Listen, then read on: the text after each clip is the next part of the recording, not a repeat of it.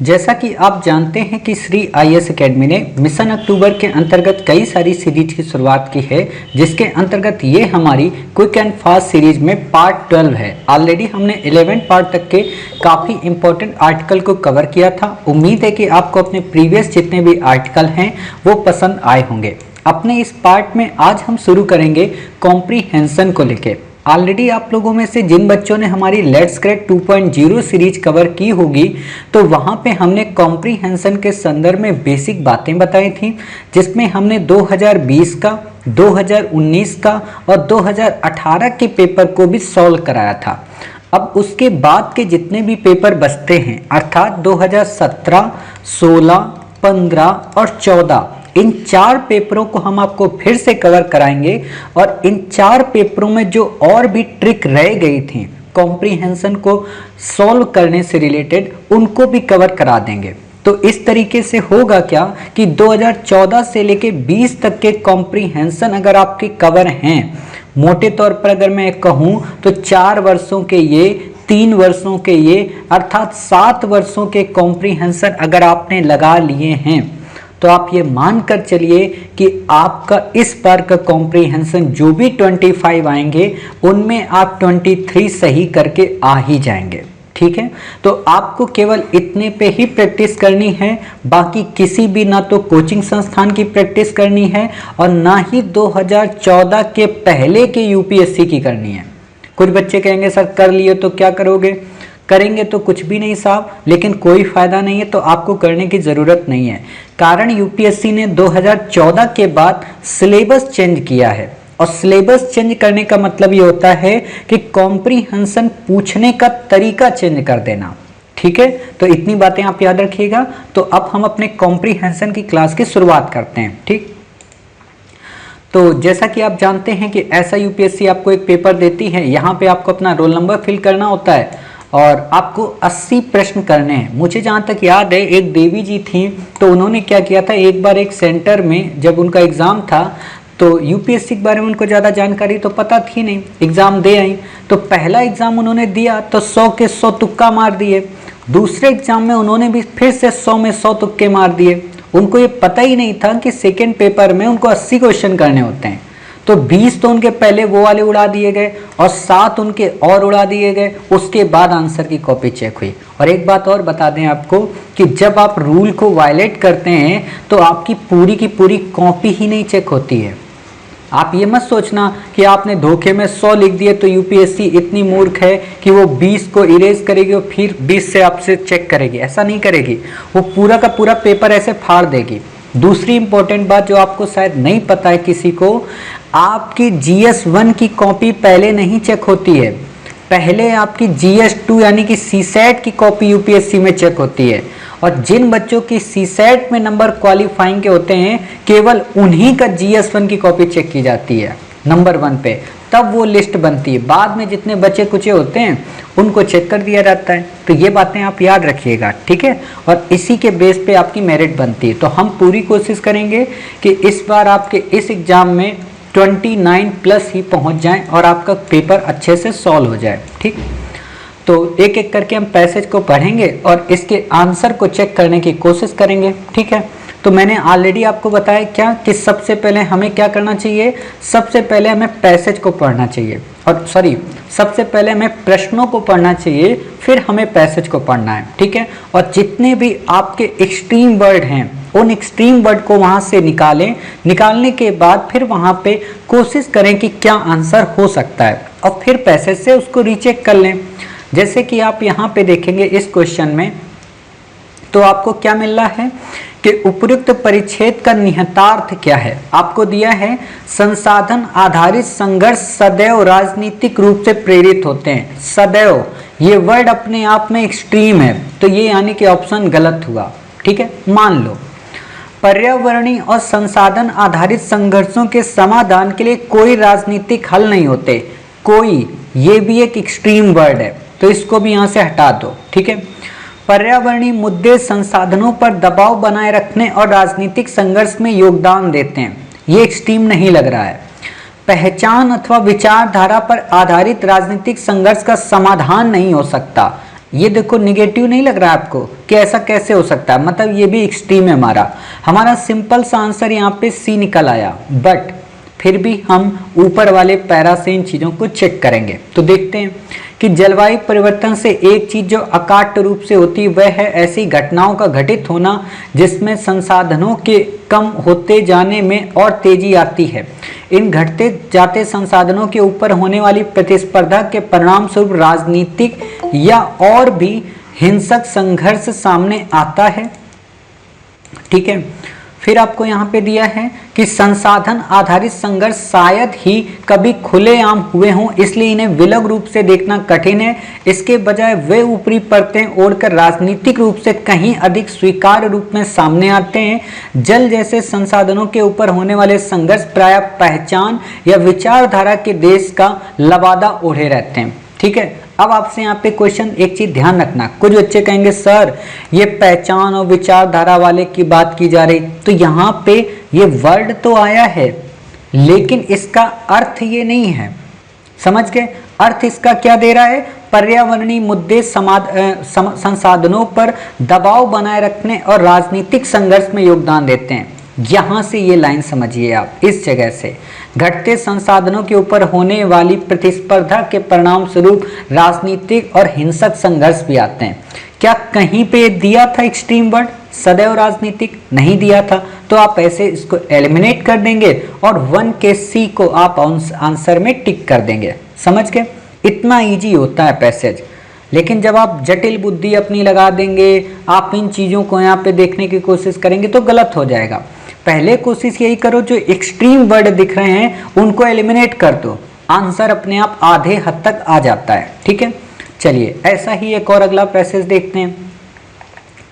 तो यहाँ पे ये आप देख रहे हैं अगला पैसेज। ठीक है, इसमें आप देखिए बिल्कुल क्वेश्चन पढ़ना है हमें पहले विवेक पूर्वक परामर्श करना चाहिए, फिर दृढ़ संकल्प करना चाहिए। ठीक है, हमें मित्रों के सुझावों को नकार देना चाहिए और बिना बदले अपनी राय पर कायम रहना चाहिए। ये एक तरीके का एक्सट्रीम नहीं लग रहा आपको? तो हम मान के चलते हैं ये गलत है। ठीक है, हमें विचारों में सदैव उदार रहना चाहिए। आपको फिर से देखो यही बात मिल गई। बच्चे कहते हैं सर रिपीट नहीं होता है। कैसे रिपीट नहीं होता? आप खुद ही देख रहे हो, यहाँ पे सदैव, यहाँ पे सदैव, मतलब ये वाला भी गलत। हमें सदैव कृत संकल्प और उपलब्धि अभिमुख होना चाहिए। यहाँ वर्ड मिला सदैव, तो ये भी गलत। मतलब ये तीनों के तीनों एक्सट्रीम है, तो ये कट गए। हमें क्या मिला? ए। अब हम यहाँ पे पैसेज को पढ़ते हैं और पता चल जाएगा कि हमारा पैसेज सही है या गलत। जो व्यक्ति निरंतर इस हिचकिचाहट में रहता है कि दो चीजों में से किसे पहले करें, वह दोनों में से कोई भी नहीं करेगा। जो व्यक्ति संकल्प करता है लेकिन उसकी काट में किसी मित्र द्वारा दिए गए पहले सुझाव पर ही अपने संकल्प को बदल लेता है, जो कभी एक राय कभी दूसरी राय के बीच आगा पीछा करता रहता है और एक योजना से दूसरी योजना तक रुख बदलता रहता है, वह किसी भी चीज को कभी पूरा नहीं कर सकता। ज्यादा से ज्यादा वह बस ठहरा रहेगा और संभवतः सभी चीजों में पीछे हटता रहेगा।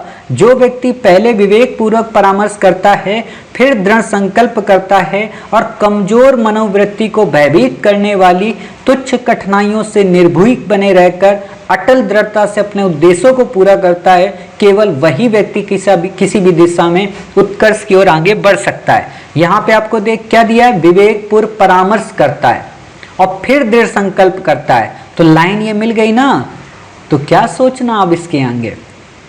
इसी को कहते हैं एजुकेशन का हुकिंग टैग सिस्टम। जब आप ऑक्सफोर्ड और हार्वर्ड यूनिवर्सिटी में किसी भी पढ़े हुए सज्जन से जब मिलेंगे तो आपको वो यही ट्रिक बताएगा। ठीक है, तो आपको ये बातें याद रखनी। तो आप समझ गए कि पैसेज आपके लिए कितना सरल है। अगर हम कहें तो आपको 5 नंबर मिल गए। ठीक है, 2 पैसे सही हो गए आपके।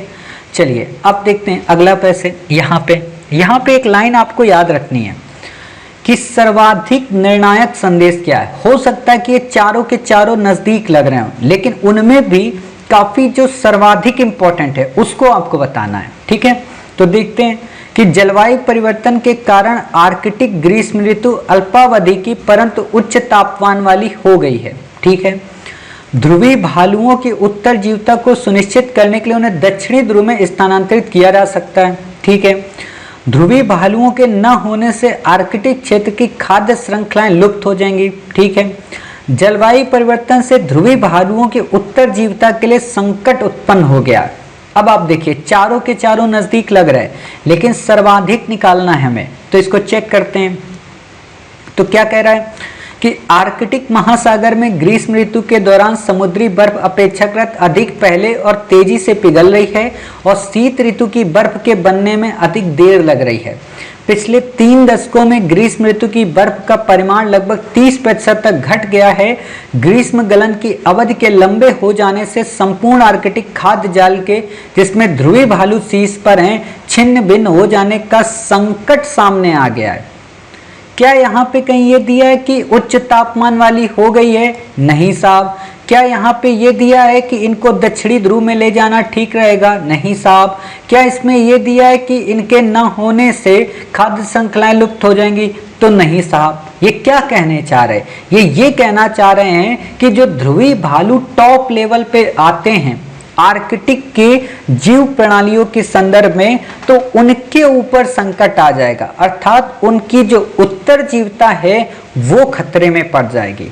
समझ गए? इसी को बोलते हैं, ऐसे क्वेश्चन जब आते हैं ना तो अधिकांश बच्चे गलत करके आ जाते हैं, कारण वो इस वर्ड पे फोकस नहीं करते। सर्वाधिक निर्णायक मतलब सबसे ज्यादा निर्णायक क्या था?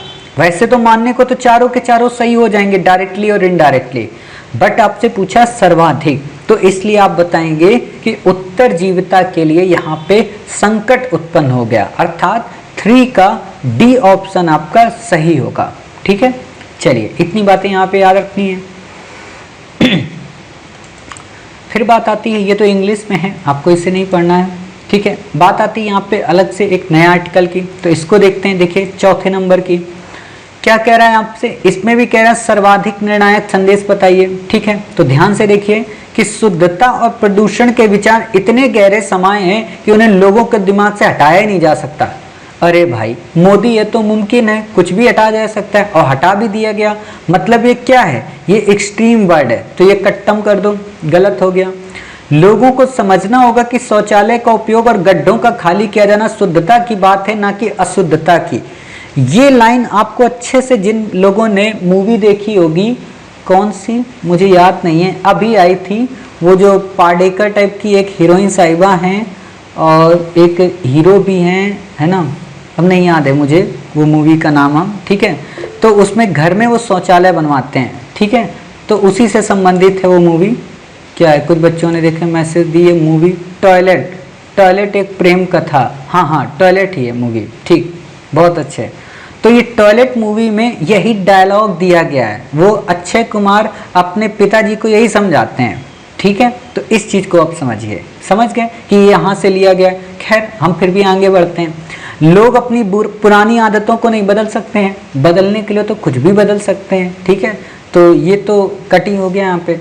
लोगों में ना तो नागरिक बोध है और ना ही प्राइवेसी का बोध है। अरे भाई साहब, प्राइवेसी का बहुत बोध है। ठीक है, तो ये भी एक तरीके से गलत। मतलब क्या है, ये एक्सट्रीम दर्शा रहा। देखो हमने पैसेज नहीं पढ़ा, लेकिन हमें क्वेश्चन के माध्यम से पता चल गया कि एक्सट्रीम क्या होता है और कौन से नॉर्मल वर्ड है, और हमने इसको मूवी से लिंक कर दिया, तो आपको यहाँ पे मिल गया। अब आपको चेक करना है, अर्थात कि हमें बी सही है, बट हम फिर भी इसको कंफर्म करेंगे, और कंफर्म करने के लिए हम ऊपर पढ़ेंगे क्या कि लोग क्यों खुले में शौच जाना पसंद करते हैं और शौचालय रखना नहीं चाहते, या जिनके पास शौचालय वो इसका उपयोग कभी कभी करते हैं। हाल के अनुसंधान से 2 खास बातें सामने आई कि शुद्धता और प्रदूषण के विचार और न चाहना कि गड्ढे सेफ्टी टैंक भरें क्योंकि उन्हें खाली करना होता है, ये वे मुद्दे हैं जिन पर कोई बात नहीं करना चाहता। यदि हम खुले में शौच की प्रथा का उन्मूलन करना चाहते हैं तो इन मुद्दों का सामना करना होगा और इनसे समुचित तरीके से निपटना होगा। मतलब क्या है कि ये समाधान वाली प्रक्रिया है, इसका समाधान हो सकता है, ये कोई बहुत बड़ी प्रक्रिया नहीं है। ठीक है, तो आपको इतनी बातें समझ में आ गई। बस यही लोगों को समझाना है कि भाई खुले में शौच नहीं जाना है। ठीक है, घर में रह के ही पोटी करनी है। ठीक है, चलिए बस इससे ज़्यादा आपको नहीं पढ़ना है। यहाँ पे 5वां नंबर देखते हैं। सिंपल है, उम्मीद है कि आपको ये सारी चीज़ें समझ में आ रही होंगी। ठीक है, 5वां नंबर क्या कहता है? 5वां नंबर कहता है कि इसमें भी देखो सर्वाधिक निर्णायक संदेश की निष्कर्ष की बात कर रहा है। क्या कह रहा है कि प्राकृतिक संपदा के विकास पर और अधिक बल दिया जाना चाहिए। और अधिक मतलब एक्सट्रीम भी दिख रहा है। ठीक है, केवल जीडीपी संचालित समृद्धि ना तो वांछनीय है ना ही धारणीय है। ठीक है, कुछ बच्चे कहेंगे कि साहब ये तो एक्सट्रीम हो गया। एक्सट्रीम होता कब? जब ये देता कि केवल जीडीपी संचालित समृद्धि वांछनीय है। ठीक है, मतलब तब ये गलत हो जाता। इसने आगे केवल लगाया और फिर निगेटिव लगाया। जैसे सिंपल सी बात है ना, कुछ बच्चे क्या करते हैं, गाली भी देते हैं और पीछे से मलाई भी लगा देते हैं, तो वो गाली नहीं लगती, फिर वो लगता है अच्छा तारीफ कर रहे हो, बहुत सही है ना। बाद में पता चलता है कि अच्छा भाई तुमने गाली दी थी, है ना। तो यही चीज यहाँ पे समझिए, ठीक, कि केवल जीडीपी संचालित समृद्धि ना तो वांछनीय है ना ही धारणीय। मतलब ये एक्सट्रीम होने के बावजूद भी एक्सट्रीम नहीं होता, कारण यहाँ पे दो एक्सट्रीम वर्ड आपस में एलिमिनेट हो जाते हैं, तो ये नॉर्मल वर्ड बन जाता है। तीसरा देखिए कि विश्व के देशों का आर्थिक निष्पादन संतोषजनक नहीं है। ऐसा तो हो ही नहीं सकता कि वर्ल्ड के जितने भी कंट्री हैं उनका जो सस्टेनेबल डेवलपमेंट है वो इतना अच्छा नहीं है, उनका जो क्रियात्मक गतिविधियां हैं जीडीपी को लेके वो उतनी पॉजिटिव नहीं है। ऐसा तो हो ही नहीं सकता, ये एक्सट्रीम वर्ड है। वर्तमान परिस्थितियों में विश्व को और अधिक मानव पूंजी की आवश्यकता है, ये भी एक तरीके का एक्सट्रीम है। अब आप यहाँ पे दो वर्ड देख रहे हो, ए और डी बिल्कुल एक ही जैसे लग रहा है, एक ही माइंड सेट से इनको सेट किया गया है। तो हम क्या करेंगे, हम कंफ्यूज है, हमें नहीं पता, मान के चलते हैं, तो हम पैसेज को पढ़ लेते हैं तुरंत बिना देखे और बिना सोचे समझे। तो ध्यान से देखिएगा कि पिछले 2 दशकों में विश्व के सकल घरेलू उत्पाद में 50% की वृद्धि हुई है। तो ये बात बताइए साहब कि इसमें ये चीज एक्सट्रीम रूप से कट गई ना यहाँ पे, कि ये निष्पादन संतोषजनक नहीं है। क्यों? क्योंकि अगली लाइन क्या कह रहा है कि जीडीपी में 50% की वृद्धि हुई है, जबकि समावेशी संपदा 6% से बढ़ी, मतलब कुछ तो बढ़ी। चलिए फिर क्या कह रहा है कि हाल के दशकों में जीडीपी संचालित आर्थिक निष्पादन ने मानव पूंजी जैसी समावेशी संपदा को और जंगल जमीन जैसी प्राकृतिक संपदा को केवल क्षति ही पहुंचाई है। पिछले 2 दशकों में विश्व की मानव पूंजी जो कुल समावेशी, ठीक है, संपदा का 57% है, केवल 8% ही बढ़ी, जबकि प्राकृतिक संपदा में जो कुल समावेशी संपदा का 23% है वो विश्व स्तर पर 30% की उसमें गिरावट देखने को मिली। अब आपको यहाँ पे 2 चीजें समझ में आ गया कि टोटल रूप से अगर हम ये कहें कि क्या केवल और केवल जीडीपी को देखना या केवल और केवल समावेशी संपदा को देखना या केवल और केवल मानव पूंजी को देखना किसी भी जीडीपी के लिए मुख्य वाहक होगा, तो नहीं। तो यही बातें यहाँ पे आपसे कहना चाह रहा है, इसी को आपको यहाँ पे कॉम्प्रीहेंड करना है कि केवल जो जीडीपी संचालित समृद्धि है ना तो वो वांछनीय होती है और ना ही धारणीय होती है। इसलिए हमें जो भी व्यवस्था अपनानी चाहिए उसमें जीडीपी के साथ साथ समावेशी संपदा को भी ध्यान में रखना चाहिए, नेचुरल रिसोर्सेज को भी ध्यान में रखना चाहिए। ठीक है, आपसे ये क्वेश्चन इसने नहीं पूछे हैं। हाँ, अगर यहाँ पे सर्वाधिक निर्णायक संदेश ना होता और आपसे पूछता कि इनमें से क्या सत्य है, तो आप बता सकते थे किसी को भी। हालांकि ऐसा यूपीएससी करता नहीं है कि आपको एक ही पैरा के 4 आंसर सही दे दे। ठीक है, तो वहां पे ये चेंज कर सकता था। खैर, वो जब चेंज करेगा तो वहां पे हम इन चीजों को कवर कराएंगे। ठीक, चलिए ये बातें क्लियर हो गई यहाँ पे। अब देखते हैं आगे हमारा छठा पैसेज है। ठीक है, इसका बी आपका आएगा आंसर, ये ध्यान रखना। छठे के बारे में क्या पढ़ना है, इतना सारा डाटा होता है, बच्चे सोचते कैसे याद रखेंगे। याद ही नहीं रखना है आपको कुछ भी, आपको बस क्वेश्चन समझना चाहिए, क्वेश्चन में आपको एक्सट्रीम वर्ड निकालना चाहिए, आपका आंसर अपने आप आ जाएगा। ठीक है, तो देखो इसमें भी कह रहा है सर्वाधिक तार्किक निष्कर्ष क्या है, भारत को अपनी जनसंख्या वृद्धि पर अवश्य ही नियंत्रण करना चाहिए ताकि इसकी बेरोजगारी दर, ठीक है, कम हो सके। ठीक है, बेरोजगारी जो दर है वो कम हो सके। ठीक है, देखते हैं, अवश्य ही ये वर्ड नोट कर लेना। भारत के विशाल श्रम बल का उत्पादक रूप से इष्टतम उपयोग करने के लिए भारत में श्रम सुधारों की आवश्यकता है। ठीक है साहब, भारत अतिशीघ्र 2 अंकों का विकास करने की ओर अग्रसर है। अतिशीघ्र मतलब बस कल ही मोदी जी पहुंचा देंगे हमारी जो जीडीपी है 2 डिजिट पे, मतलब सिंगल डिजिट पे टिक पा नहीं रही है और 2 डिजिट पे अपने आप अतिशीघ्र पहुंच जाएगी। उस समय भी जब ये क्वेश्चन आया है, ठीक है, तो एक्सट्रीम ही लग रहा ना हमें। चलिए तीसरी बात क्या है, ये तो पढ़ लिया। चौथी बात, भारत अन्य देशों को कौशल प्राप्त युवाओं की पूर्ति करने में सक्षम है। अच्छा, हमारे यहाँ तो अभी स्किल डेवलपमेंट हुआ नहीं है और वर्ल्ड लेवल पे हम सक्षम कर सकते हैं। खैर कोई बात नहीं, देखते हैं पैरा ये क्या कहता है आपका। पैरा कहता है कि 2020 तक जब वैश्विक अर्थव्यवस्था में 5.6 करोड़ युवाओं की कम होने की आशंका है, तब भारत ने 4.7 करोड़ अधिशेष युवाओं से इस कमी को पूरा कर सकता है। जरूरी नहीं पूरा करेगा ही, ठीक है। भारत में 2 अंकों में विकास निर्मुक्त करने के एक मार्ग के रूप में श्रम सुधारों को इसी संदर्भ में प्रायः उद्धृत किया जाता है। मतलब कि भारत को अगर अपनी जीडीपी में 2 डिजिट की जीडीपी प्राप्त करनी है तो श्रम सुधारों को करने की आवश्यकता है। क्यों करने की आवश्यकता है? क्योंकि 2014 में भारत का श्रम बल जनसंख्या का लगभग 40% होने का आकलन था, लेकिन इस बल का 93% जो क्षेत्र था वो असंगठित क्षेत्र में था, ठीक है। विगत पूरे दशक में रोजगार की चक्रवृद्धि वार्षिक समृद्धि दर कंपाउंड, ये कुछ नहीं याद रखना है, प्रतिशत तक मंद हो चुकी थी, जहां पिछले वर्ष के दौरान 1.6 करोड़ नौकरियां सृजित हुई।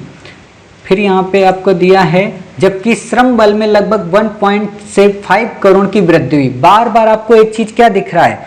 श्रम बल, श्रम बल, श्रम बल, यानी कि पूरे के पूरे क्वेश्चन का जो नियंत्रण था कहाँ पे था? श्रम बल में।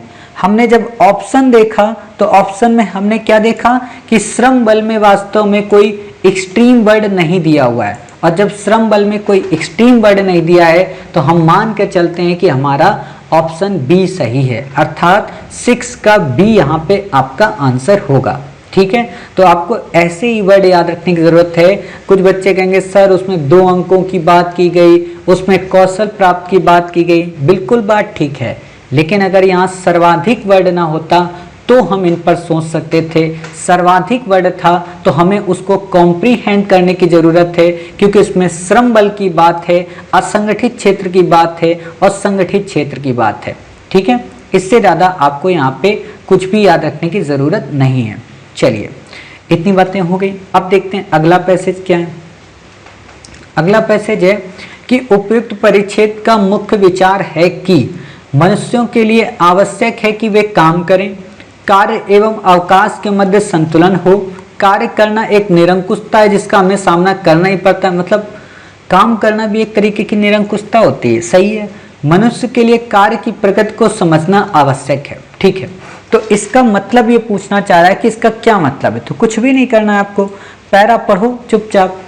सबसे पहला पार्ट जो हमें तब पढ़ाया जाना चाहिए कि जब हम उसे समझने के लिए पर्याप्त बड़े हो चुके हैं, यह है कि कार्य करने की बाध्यता से पूरी स्वतंत्रता अप्राकृतिक है। मतलब अगर आप ये चाहते हो कि हमें कार्य ही ना करना पड़े, पूरी तरह से हम स्वतंत्र रहें, तो ये नेचुरल राइट के अगेंस्ट है। क्यों? क्योंकि भगवान कृष्ण ने स्वयं गीता में क्या कहा है कि मैं अकर्ता होके भी करता हूँ। मतलब मैं चाहूँ तो इस दुनिया में कुछ भी मुझे नहीं करना है, लेकिन मैं फिर भी कर रहा हूँ, ठीक है। क्यों? क्योंकि प्रकृति का बंधन है और हर एक व्यक्ति को कर्म करना ही चाहिए, समझ के।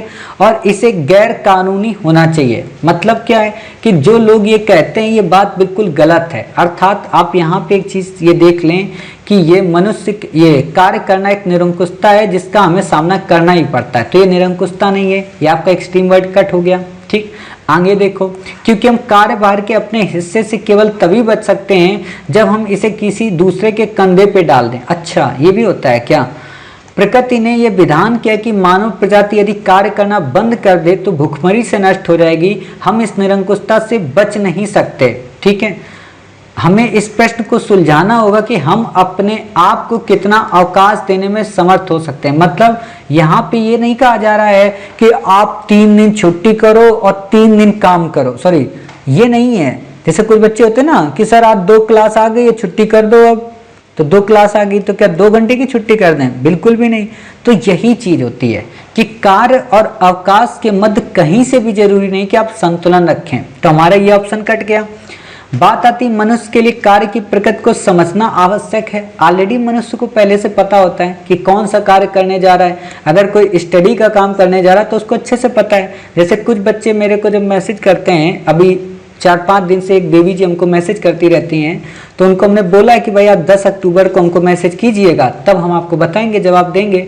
वो हमको 3 चीजें लिख के देंगी। पहला कि सर हमें 2022 में एग्जाम देना है और फर्स्ट रैंक लानी है फर्स्ट बार में और ऑल इंडिया रैंक लानी है। मैंने कहा बिल्कुल जी आ जाएगी, लेकिन आप पहले ये बताओ कि आपका हिस्ट्री जो भी ऑप्शनल है वो कंप्लीट है। बोलती नहीं सर ऑप्शनल तो अभी हमने शुरू नहीं किया। तो हमने कहा अच्छा ठीक है, जीएस में कोई पोर्शन कंप्लीट है? बोलिए जीएस क्या होता है? मैंने कहा अच्छा जी कोई बात नहीं। फिर मैंने उससे पूछा अच्छा ये बताओ करंट अफेयर्स के नोट्स बनाए हैं? सर करंट अफेयर्स के नोट्स क्या करेंगे, बना के विजन पीजन जो भी हैं उनको खरीद लेंगे। हमने कहा अच्छा जी।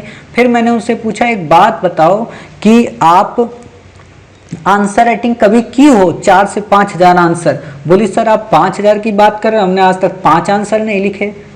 तो मैंने कहा देवी जी ठीक है, फिर आप फर्स्ट रैंक जरूर आएंगे, हम ये ऊपर वाले से मनाएंगे। अब इनको कैसे हम समझाएं कि फर्स्ट रैंक मुंह से बोलना और 10 लाख को लात मारना कितनी बड़ी बात होती है। इसके लिए आपको मेहनत करना पड़ेगा, बहुत मेहनत करनी पड़ेगी।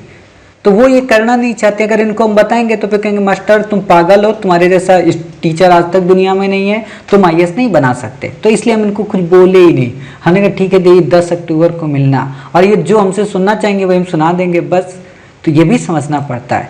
तो वही चीज़ यहाँ पे आपको देखना है, ठीक है, कि मनुष्य के लिए आवश्यक होता है कि वो काम करे, छुट्टियों पे ज़्यादा ध्यान ना दे, ठीक है। उस काम की प्रकृति को उसको पता होता है। जब आप आईएएस की तैयारी करने आए थे तो आपको अच्छे से पता था कि आप एक ऐसे समुद्र में छलांग लगा रहे हो जिसका केवल एक ही रास्ता हो सकता है, वो ये कि जब तक बेटा इसको क्लियर नहीं कर लेंगे तब तक वापस घर नहीं जाएंगे, ठीक है। और अगर घर जाना चाहते तो पूरी जिंदगी फिर यही लगेगा यार उस तरफ वो मंजिल थी, पा सकते थे नहीं पाए, ठीक है। तो यही चीज़ आपको यहाँ पे भी समझना है कि हर एक मनुष्य को कार्य की प्रकृति के बारे में पता होता है, तो उसे समझने की आवश्यकता नहीं है।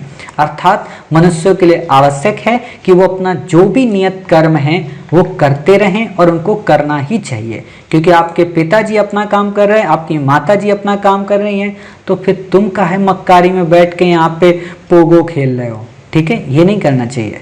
चलिए अब बात आती है अगले आर्टिकल की। अगला आर्टिकल क्या है कि लेखक हमें क्या सुझाव देता है इस पे है कि हमारे जीवन को कठिन बनाती है। भाई कौन कठिन बनाती है?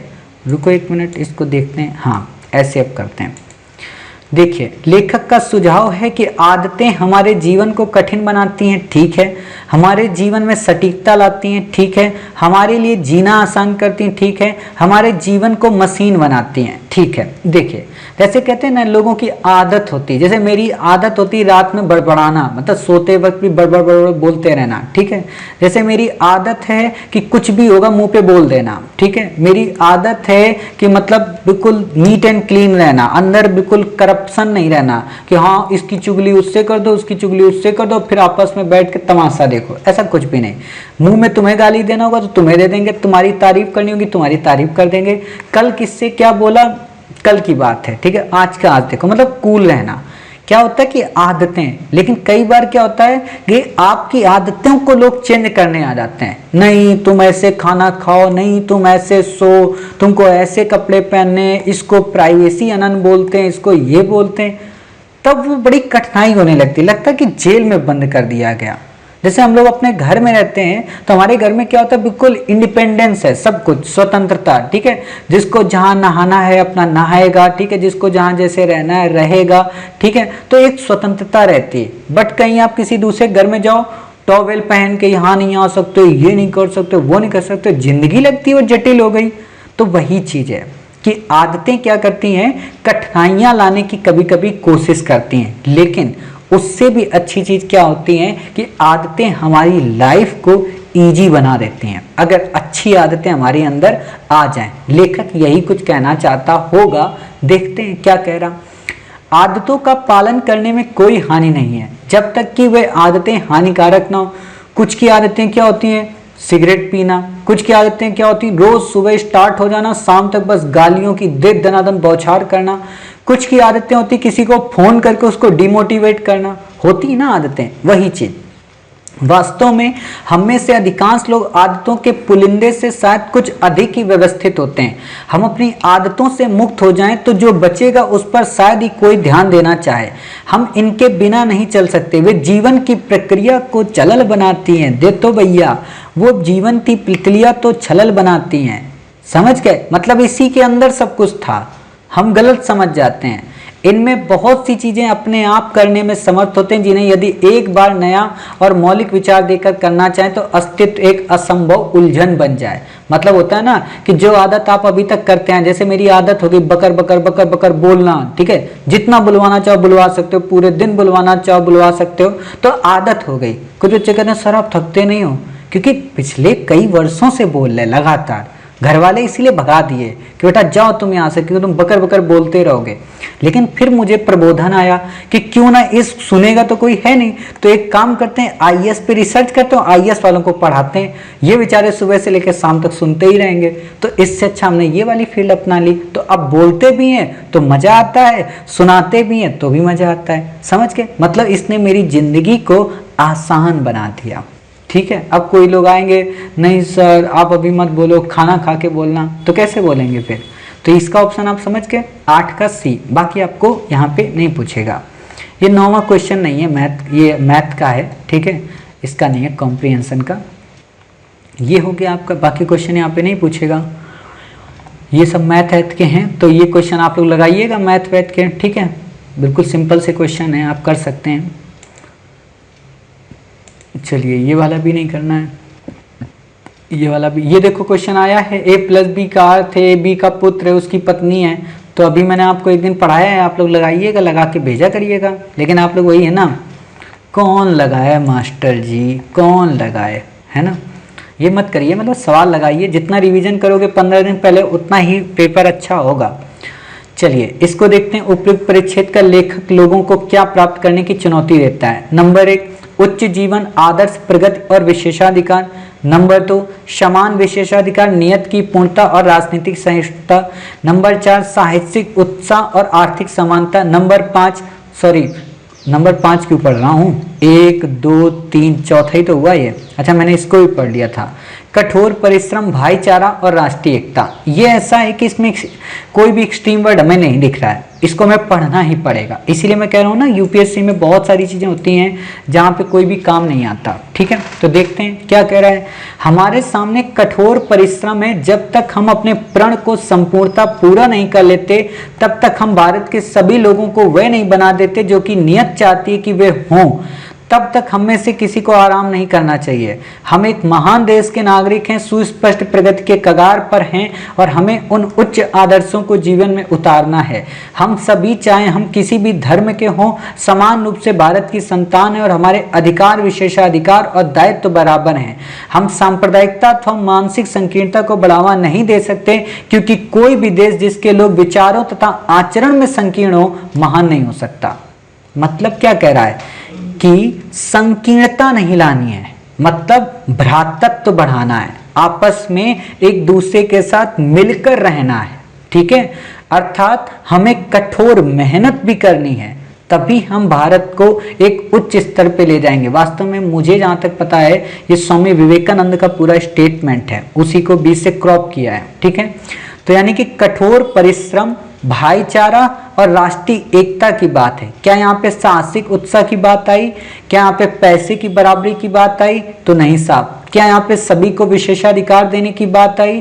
क्या यहाँ पे नियत की पूर्णता की बात आई? नियत की पूर्णता का, अब कुछ बच्चों को यही नहीं पता होगा, नियत की पूर्णता का मतलब है जो कुछ लिखा हुआ आया है पहले से वो संपूर्ण होकर रहेगा। तो ऐसा तो यहाँ पे कोई बात ही नहीं है। राजनीतिक सहिष्णुता की क्या बात आई? तो बिल्कुल भी नहीं, पॉलिटिकल इंटरफेयर तो था ही नहीं, बल्कि सामाजिक सहिष्णुता की बात हो रही है। और साथ में राजनीतिक तो उसके अंदर है ही। उच्च जीवन आदर्श प्रगति, विशेषाधिकार तो कहीं है ही नहीं, मतलब मूर्ख बना रहा है। विशेषाधिकार का मतलब होता है कि किसी को भी एक स्पेशल राइट देना। और क्या किसी को भी स्पेशल राइट इंडिया में दिया जा सकता है?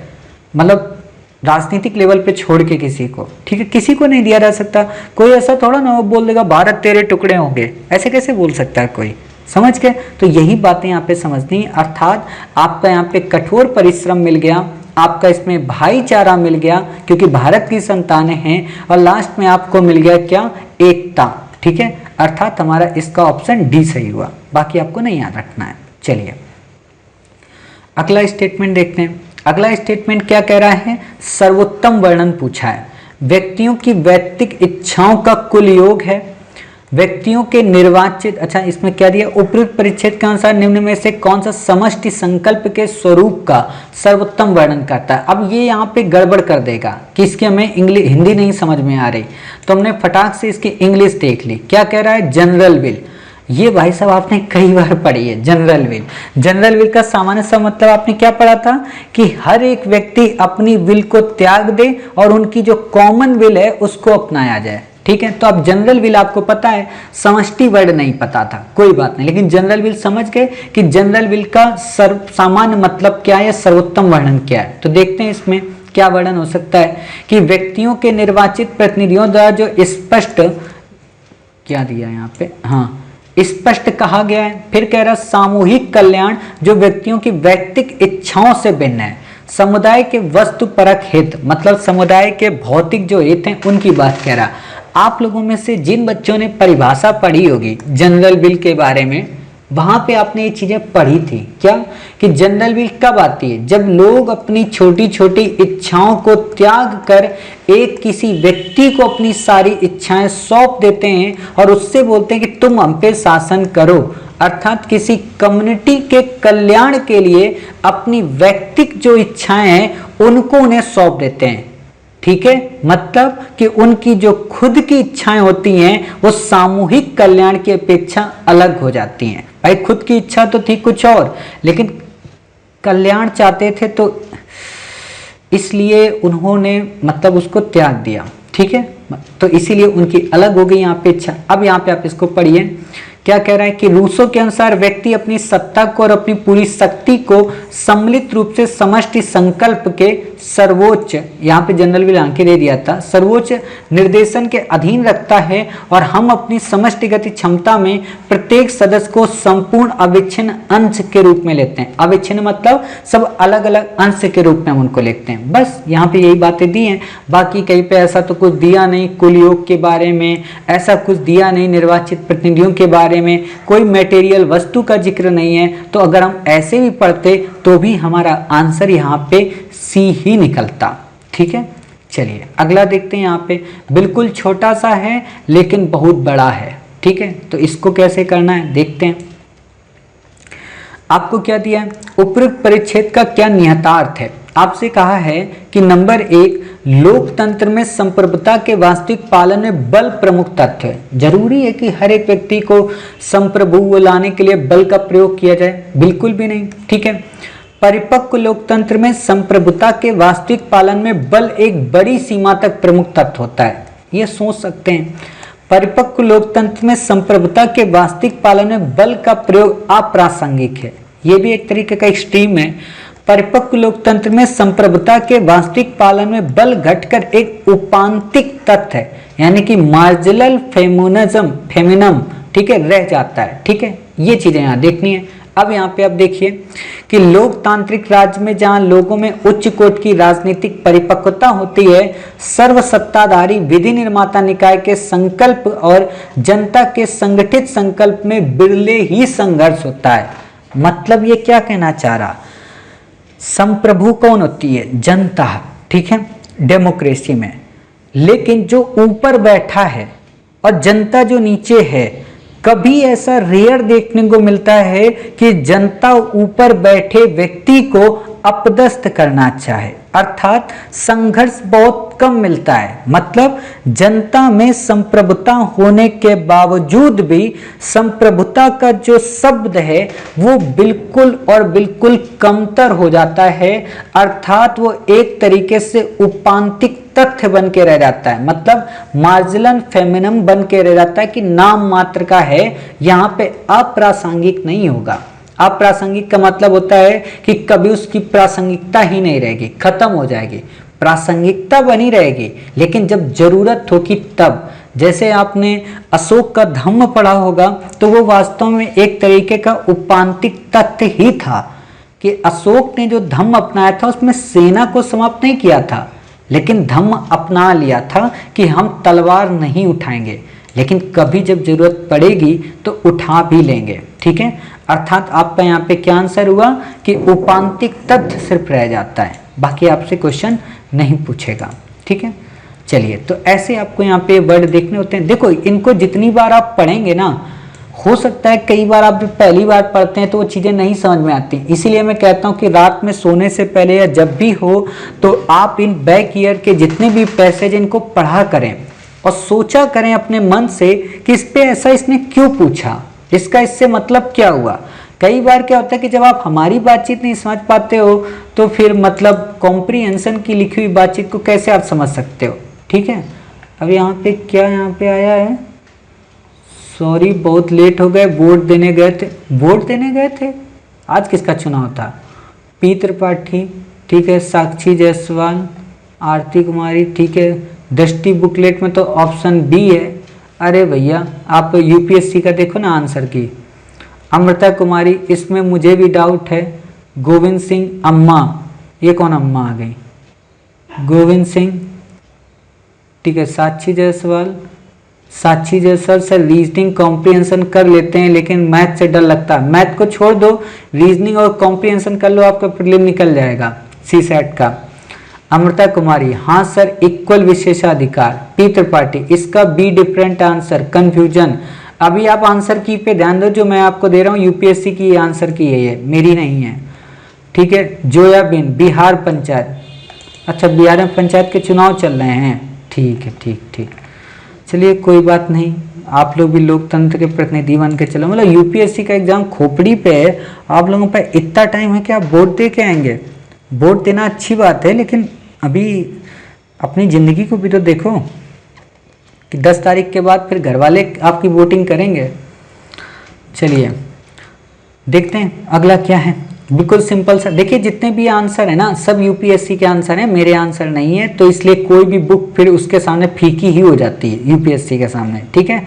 और एक और आपको बात बता दें, यूपीएससी कई बार क्या करती है कि अपने ही आंसर को वो खुद ही मानती है, इसलिए पैसेज के बारे में जब भी आप लोग पेपर हो जाता है ना GS2 का, तो उसके बाद पेपर के बाद सब बच्चे GS2 की भी आंसर की मिलाते हैं।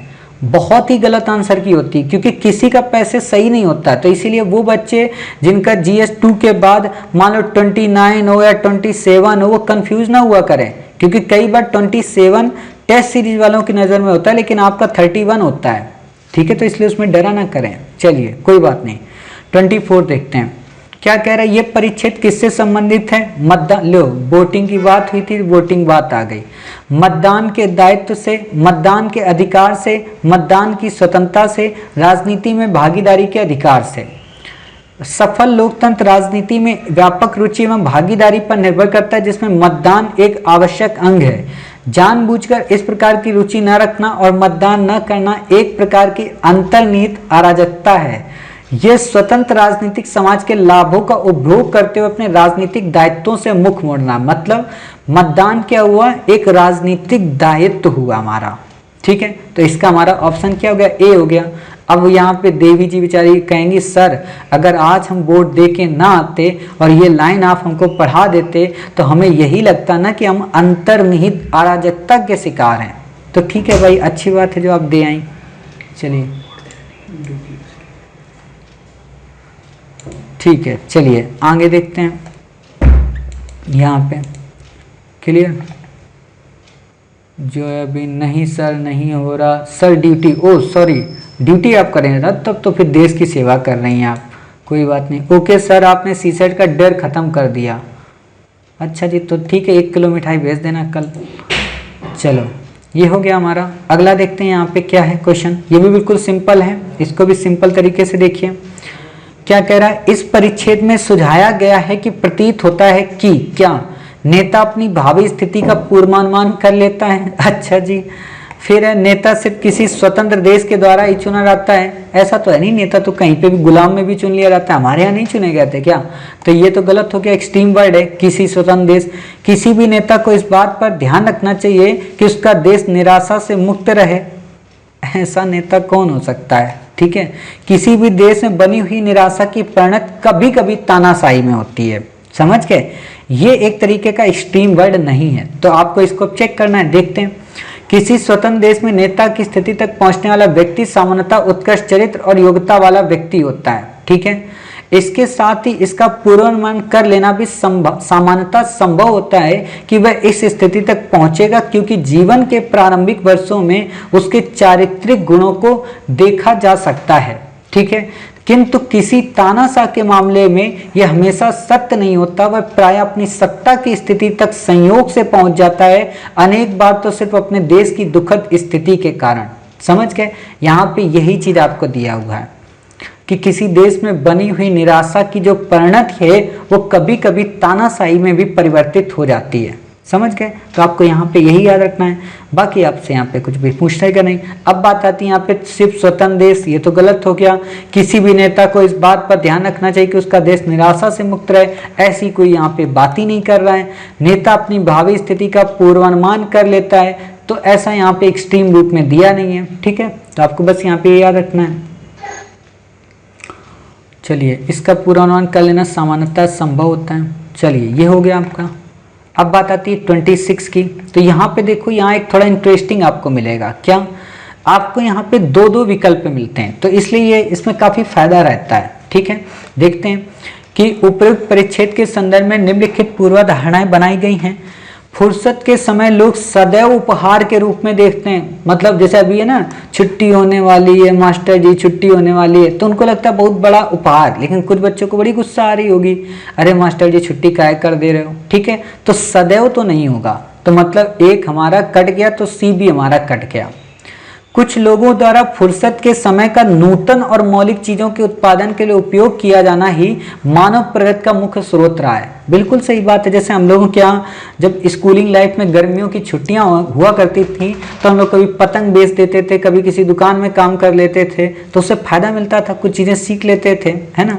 तो वही चीज यहाँ पे कि हाँ, कुछ नूतन कार्य मिल गए। कुछ लोग नानी क्या नाना क्या चले गए, लूडो खेल रहे, है ना, कैरम बोर्ड खेल रहे, तो सबका अलग अलग कॉन्सेप्ट होता था। तो ये आप देख सकते हैं। तो इस तरीके से यहाँ पे हमारा ऑप्शन क्या हुआ, दूसरा। बट हम फिर भी आंसर को चेक करते हैं। क्या? कि तकनीक प्रगति में निहित मानव जाति के लिए सबसे बड़ा वरदान निश्चित रूप से भौतिक संपदा का संचय नहीं है। किसी व्यक्ति के द्वारा जीवन में इनकी जितनी मात्रा का वास्तविक रूप में उपभोग किया जा सकता है वह बहुत अधिक नहीं है, किंतु फुर्सत के समय के उपभोग की संभावनाएं उसी संकीर्ण सीमा तक सीमित नहीं है।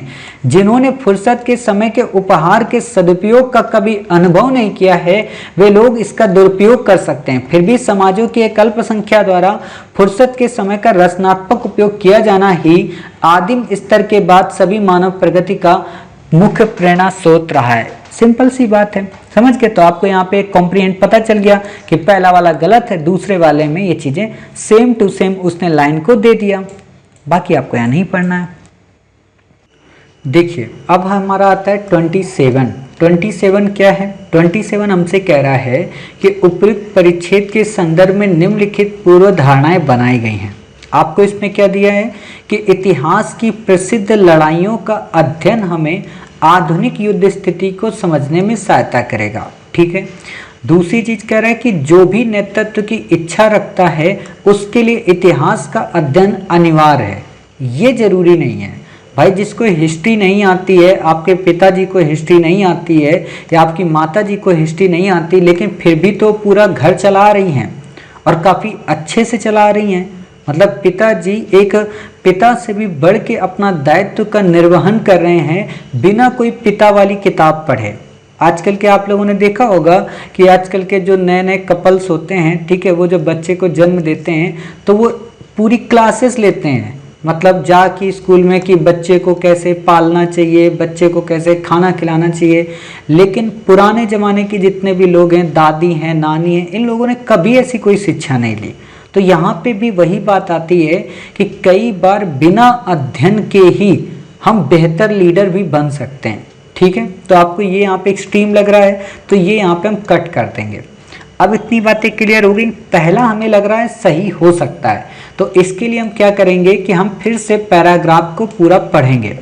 तो पैराग्राफ को देखते हैं कि पैराग्राफ में क्या कहा गया है, क्या नहीं कहा गया, और फिर इसको हम कॉम्प्रीहेंड करते हैं। क्या कह रहा है कि इस अभिकथन में किंचित से कहीं अधिक सच्चाई है कि सामयिक घटनाओं की बुद्धिमत्तापूर्ण व्याख्या के लिए प्राचीन इतिहास का कार्य साधक ज्ञान होना आवश्यक है। अर्थात करंट में जो भी इंसिडेंट हो रहे हैं, अगर उन घटनाओं का हमें सही पूर्वक, तथ्य पूर्वक, तर्क पूर्वक अगर उसका नॉलेज वो करना है, तो हमें इतिहास के बारे में थोड़ी सी समझ होनी चाहिए कि अच्छा प्राचीन काल में ऐसी एक घटना घटी थी, तो इसलिए वर्तमान में भी ऐसी ही घटना हमें ये देखने को मिल रही है। ठीक है, ये बातें आपको यहाँ पे समझनी है।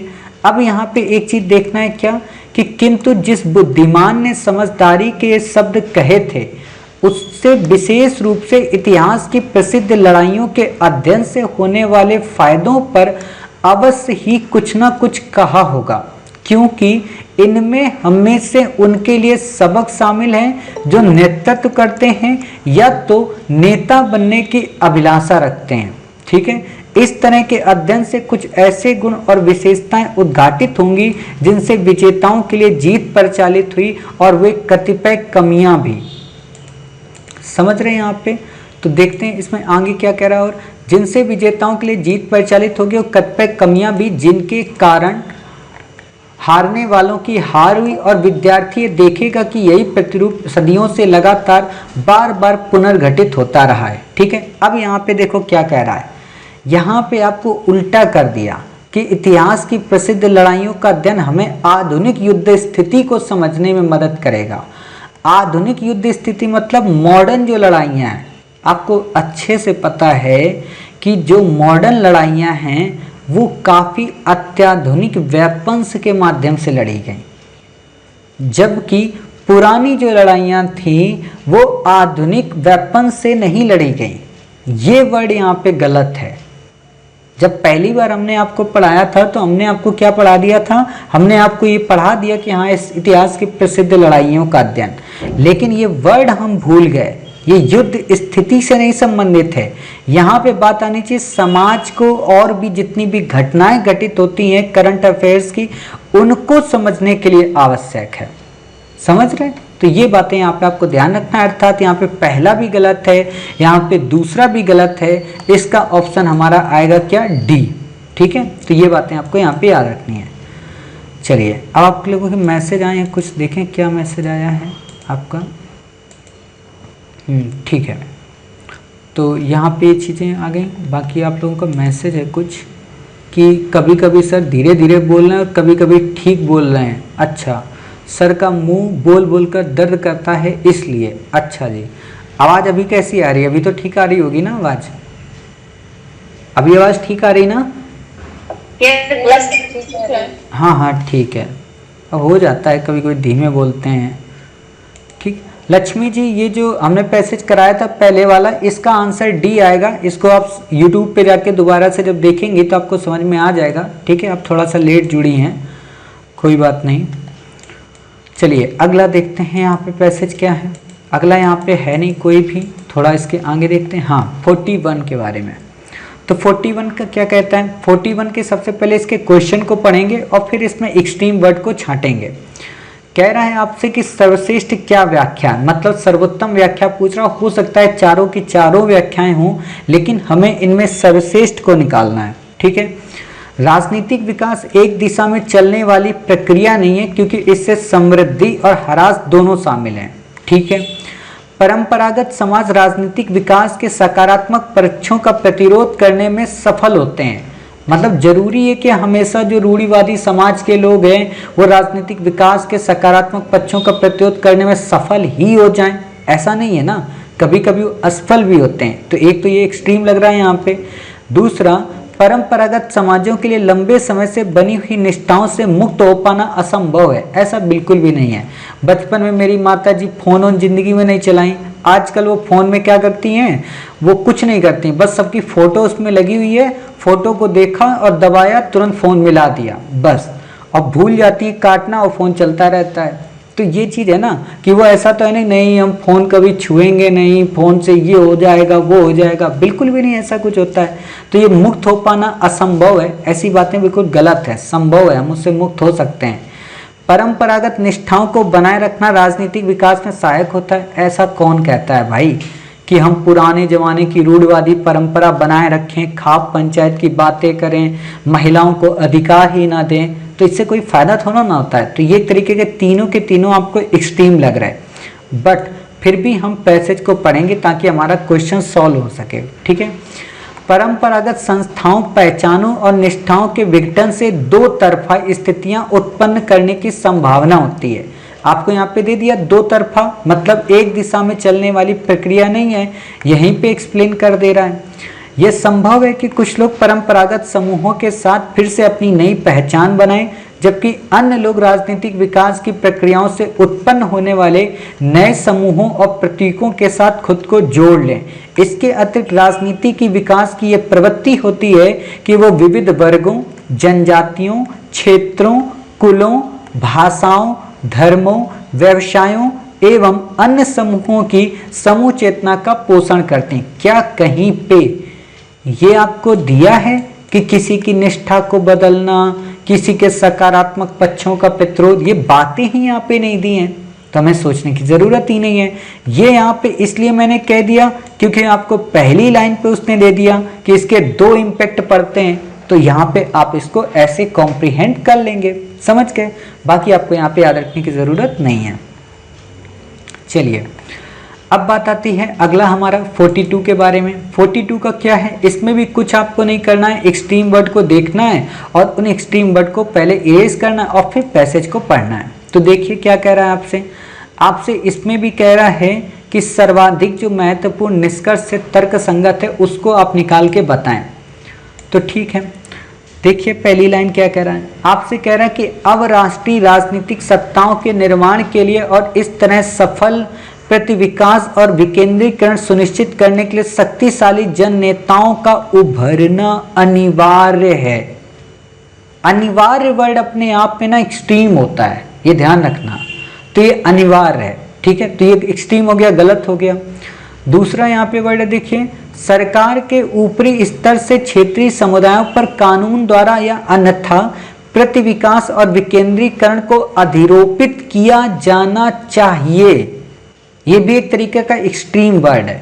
चलिए अगला देखते हैं, प्रति विकास को सफल होने के लिए ऐसे लोकतंत्र की अपेक्षा होती है जिसमें निचले स्तर के लोगों की इच्छा की स्वतंत्र अभिव्यक्ति हो और आधारिक स्तर पर उनकी सक्रिय भागीदारी हो। कितना नॉर्मल स्वीट आवाज है ना, कि आप इसको बिना कोई एक्सट्रीम के, बिना किसी वर्ड के समझ सकते हैं कि बिल्कुल कूल ढंग से बातें बता रहा है। अगला देखते हैं कि प्रति विकास होने के लिए जनता में क्षेत्रवाद की प्रबल वर्ड आपको मैंने बहुत पहले बताया था कि एक्सट्रीम होता है, प्रबल भावना होनी आवश्यक है। अब सोचिए डी एक्सट्रीम है, ए एक्सट्रीम है, बी एक्सट्रीम है, तो सी अपने आप मिल गया। फिर भी जिनको बी नहीं पता था तो वो एक बार पैसेज को पढ़ें और अपने आप इसके आंसर को समझ जाएंगे। तो देखते हैं इसके आंसर से, पूरे विश्व में सरकार में प्रादेशिकता की एक महत्वपूर्ण प्रवृत्ति रही है, जिसमें परिणाम स्वरूप 1990 के दशक से क्षेत्रों और समुदायों की ओर सत्ता का व्यापक अधोगामी हस्तांतरण होता रहा है। इस प्रक्रिया को, जिसके अंतर्गत अब राष्ट्रीय मतलब सब नेशनल स्तर पर नई राजनीतिक सत्ताएं और निकाय बनते हैं तथा उनकी क्षमता और शक्ति में वृद्धि होती है। प्रति विकास मतलब विकास कम होना, यानी कि डिवोल्यूशन, ठीक है। प्रति विकास की विशेषता है ये तीन घटकों से मिलकर बनता है। वे घटक हैं राजनीतिक वैधता, सत्ता का विकेंद्रीकरण और संसाधनों का विकेंद्रीकरण। यहाँ राजनीतिक वैधता से आशय है निचले जन समुदाय से विकेंद्रीकरण की प्रक्रिया के लिए उठने वाली मांग, जिसमें विकेंद्रीकरण के लिए एक राजनीतिक बल निर्मित करने की क्षमता होती है। कई मामलों में आधारिक स्तर पर इसके लिए पर्याप्त राजनीतिक संगठन हुए बिना ही सरकार के ऊपरी स्तर से विकेंद्रीकरण की प्रक्रिया प्रारंभ कर दी जाती है और ऐसे मामलों में विकेंद्रीकरण की प्रक्रिया अपने उद्देश्य पूरे नहीं कर पाती। आपने यहाँ पे एक लाइन देखी, ऊपर वाली बात को यहाँ पे क्या कह रहा है ये, कि ऊपरी स्तर से विकेंद्रीकरण की प्रक्रिया आरंभ तो कर दी जाती है पर कई बार ये अपने उद्देश्य को प्राप्त नहीं कर पाती। अर्थात यहाँ पे जो ये लाइन दी गई है ठीक है, ये अधिरोपित किया जाना चाहिए। ये वास्तव में गलत है। क्यों? क्योंकि जब अधिरोपित किया जाता है तो अपने विकास को नहीं प्राप्त हो पाती, और यही लेखक ने कह दिया है। लेखक क्या चाहता है कि ऐसी विकेंद्रीकरण व्यवस्था अपनाई जाए जिसमें प्रति विकास को बनाने के लिए लोकतंत्र के हर एक तबके को, निचले से निचले व्यक्ति को उसमें पार्टिसिपेट कराया जाए और उनकी सक्रिय भागीदारी हो। और इतना तो आपने जब पंचायतें पढ़ी हैं वहाँ पे बेसिक तौर पे आपने इन वर्डों को समझा था। ठीक, तो आप इसको ऐसे निकाल सकते हैं आंसर के रूप में। बाकी सारी चीज़ें पढ़ने से आएंगी। कुछ बच्चे कहते हैं कि सर आप पढ़ते हो तो लगता है कि हाँ बहुत सरल है, बहुत ईजी हो जा रहा, हम पढ़ते हैं तो हमसे नहीं हो रहा। तो इसका बस एक ही मतलब है, वो ये कि मैंने इसको कई बार पढ़ा है, और हर एक बार जब पढ़ा है तो कुछ नया से नया खोजने की कोशिश की है। तो वैसे ही आप भी जब इसे पढ़िए तो कई बार पढ़िए और धीमे धीमे पढ़िए। पहले दिन में ही 25 आप पैसे सही करेंगे ये एक्सट्रीम होता है, बट अगर आप डेली 5 से 10 आप देखेंगे तो आपको ये चीज़ें दिक्कत नहीं करेंगे। ठीक है, तो ये चीज़ें आपको याद रखना है यहाँ पे।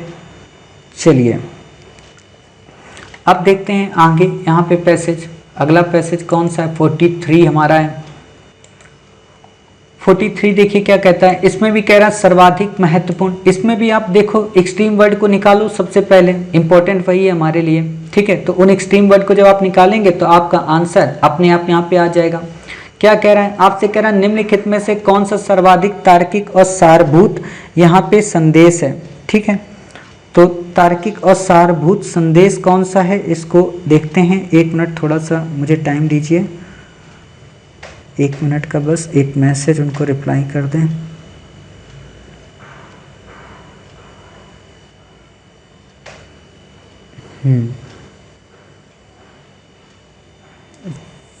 ठीक है, चलिए अब यहाँ पे देखिए क्या कह रहा है कि डिजिटल प्रौद्योगिकियों का उपयोग कर शासन की सभी समस्याओं का, एक्सट्रीम वर्ड दे रहा है तो ये गलत हो गया, सोचना ही नहीं है। डिजिटल प्रौद्योगिकियों की बात करना हमारे जीवन और जीवनचर्या की बात करना है। ठीक है, हमारी रचनात्मकता और कल्पना को डिजिटल माध्यमों के बिना अभिव्यक्त नहीं किया जा सकता। अरे भाई, जब तक यूट्यूब नहीं था तब तक ऐसे भी तो पढ़ाते थे हम, तो वही बात है। तो ये इसको आप यहाँ कट कर दो।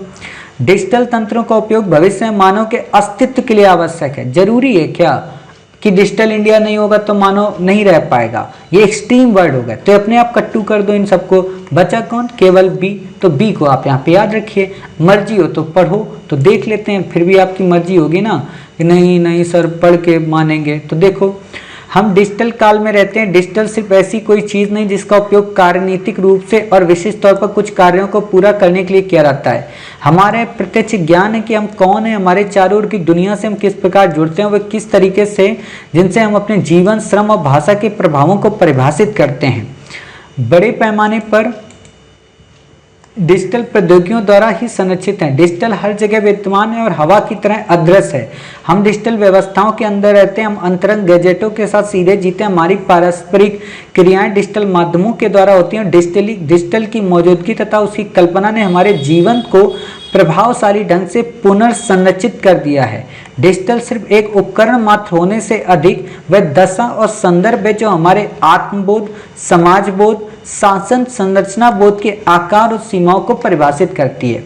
कहीं पे आपको एक्सट्रीम वर्ड यहाँ पे मिला था? नहीं मिला था। मतलब आपको कहीं ये दिया था कि माध्यमों के बिना हम अभिव्यक्त नहीं कर सकते, कहीं ये दिया था कि हम मानव के अस्तित्व के लिए आवश्यक है, कहीं पे दिया कि सभी समस्याओं का समाधान करने की बात आती है। केवल ये दिया है कि साहब डिजिटल प्रौद्योगिकी की अगर हम बात करते हैं तो अपने जीवन और जीवनचर्या की बात करते हैं। क्यों? क्योंकि हमारे अंतरंग में समाया हुआ है। समझ गए? आज भी आपका सुबह जब फोन उठता होगा तो देखते होगे कि अच्छा जी उनका मैसेज नहीं आया। कुछ बच्चे कहेंगे सर हद करते हो, वैसे भी ब्रेकअप हो गया है और आप ये बातें कर रहे हो। खैर कोई बात नहीं, चलो आगे देखते हैं अगला क्या है। अगला है हमारा 44। इसको देखते हैं कि उपयुक्त परिच्छेद से निम्नलिखित में से कौन सा सर्वाधिक तार्किक, तर्कसंगत और विवेचनात्मक निष्कर्ष निकाला जा सकता है।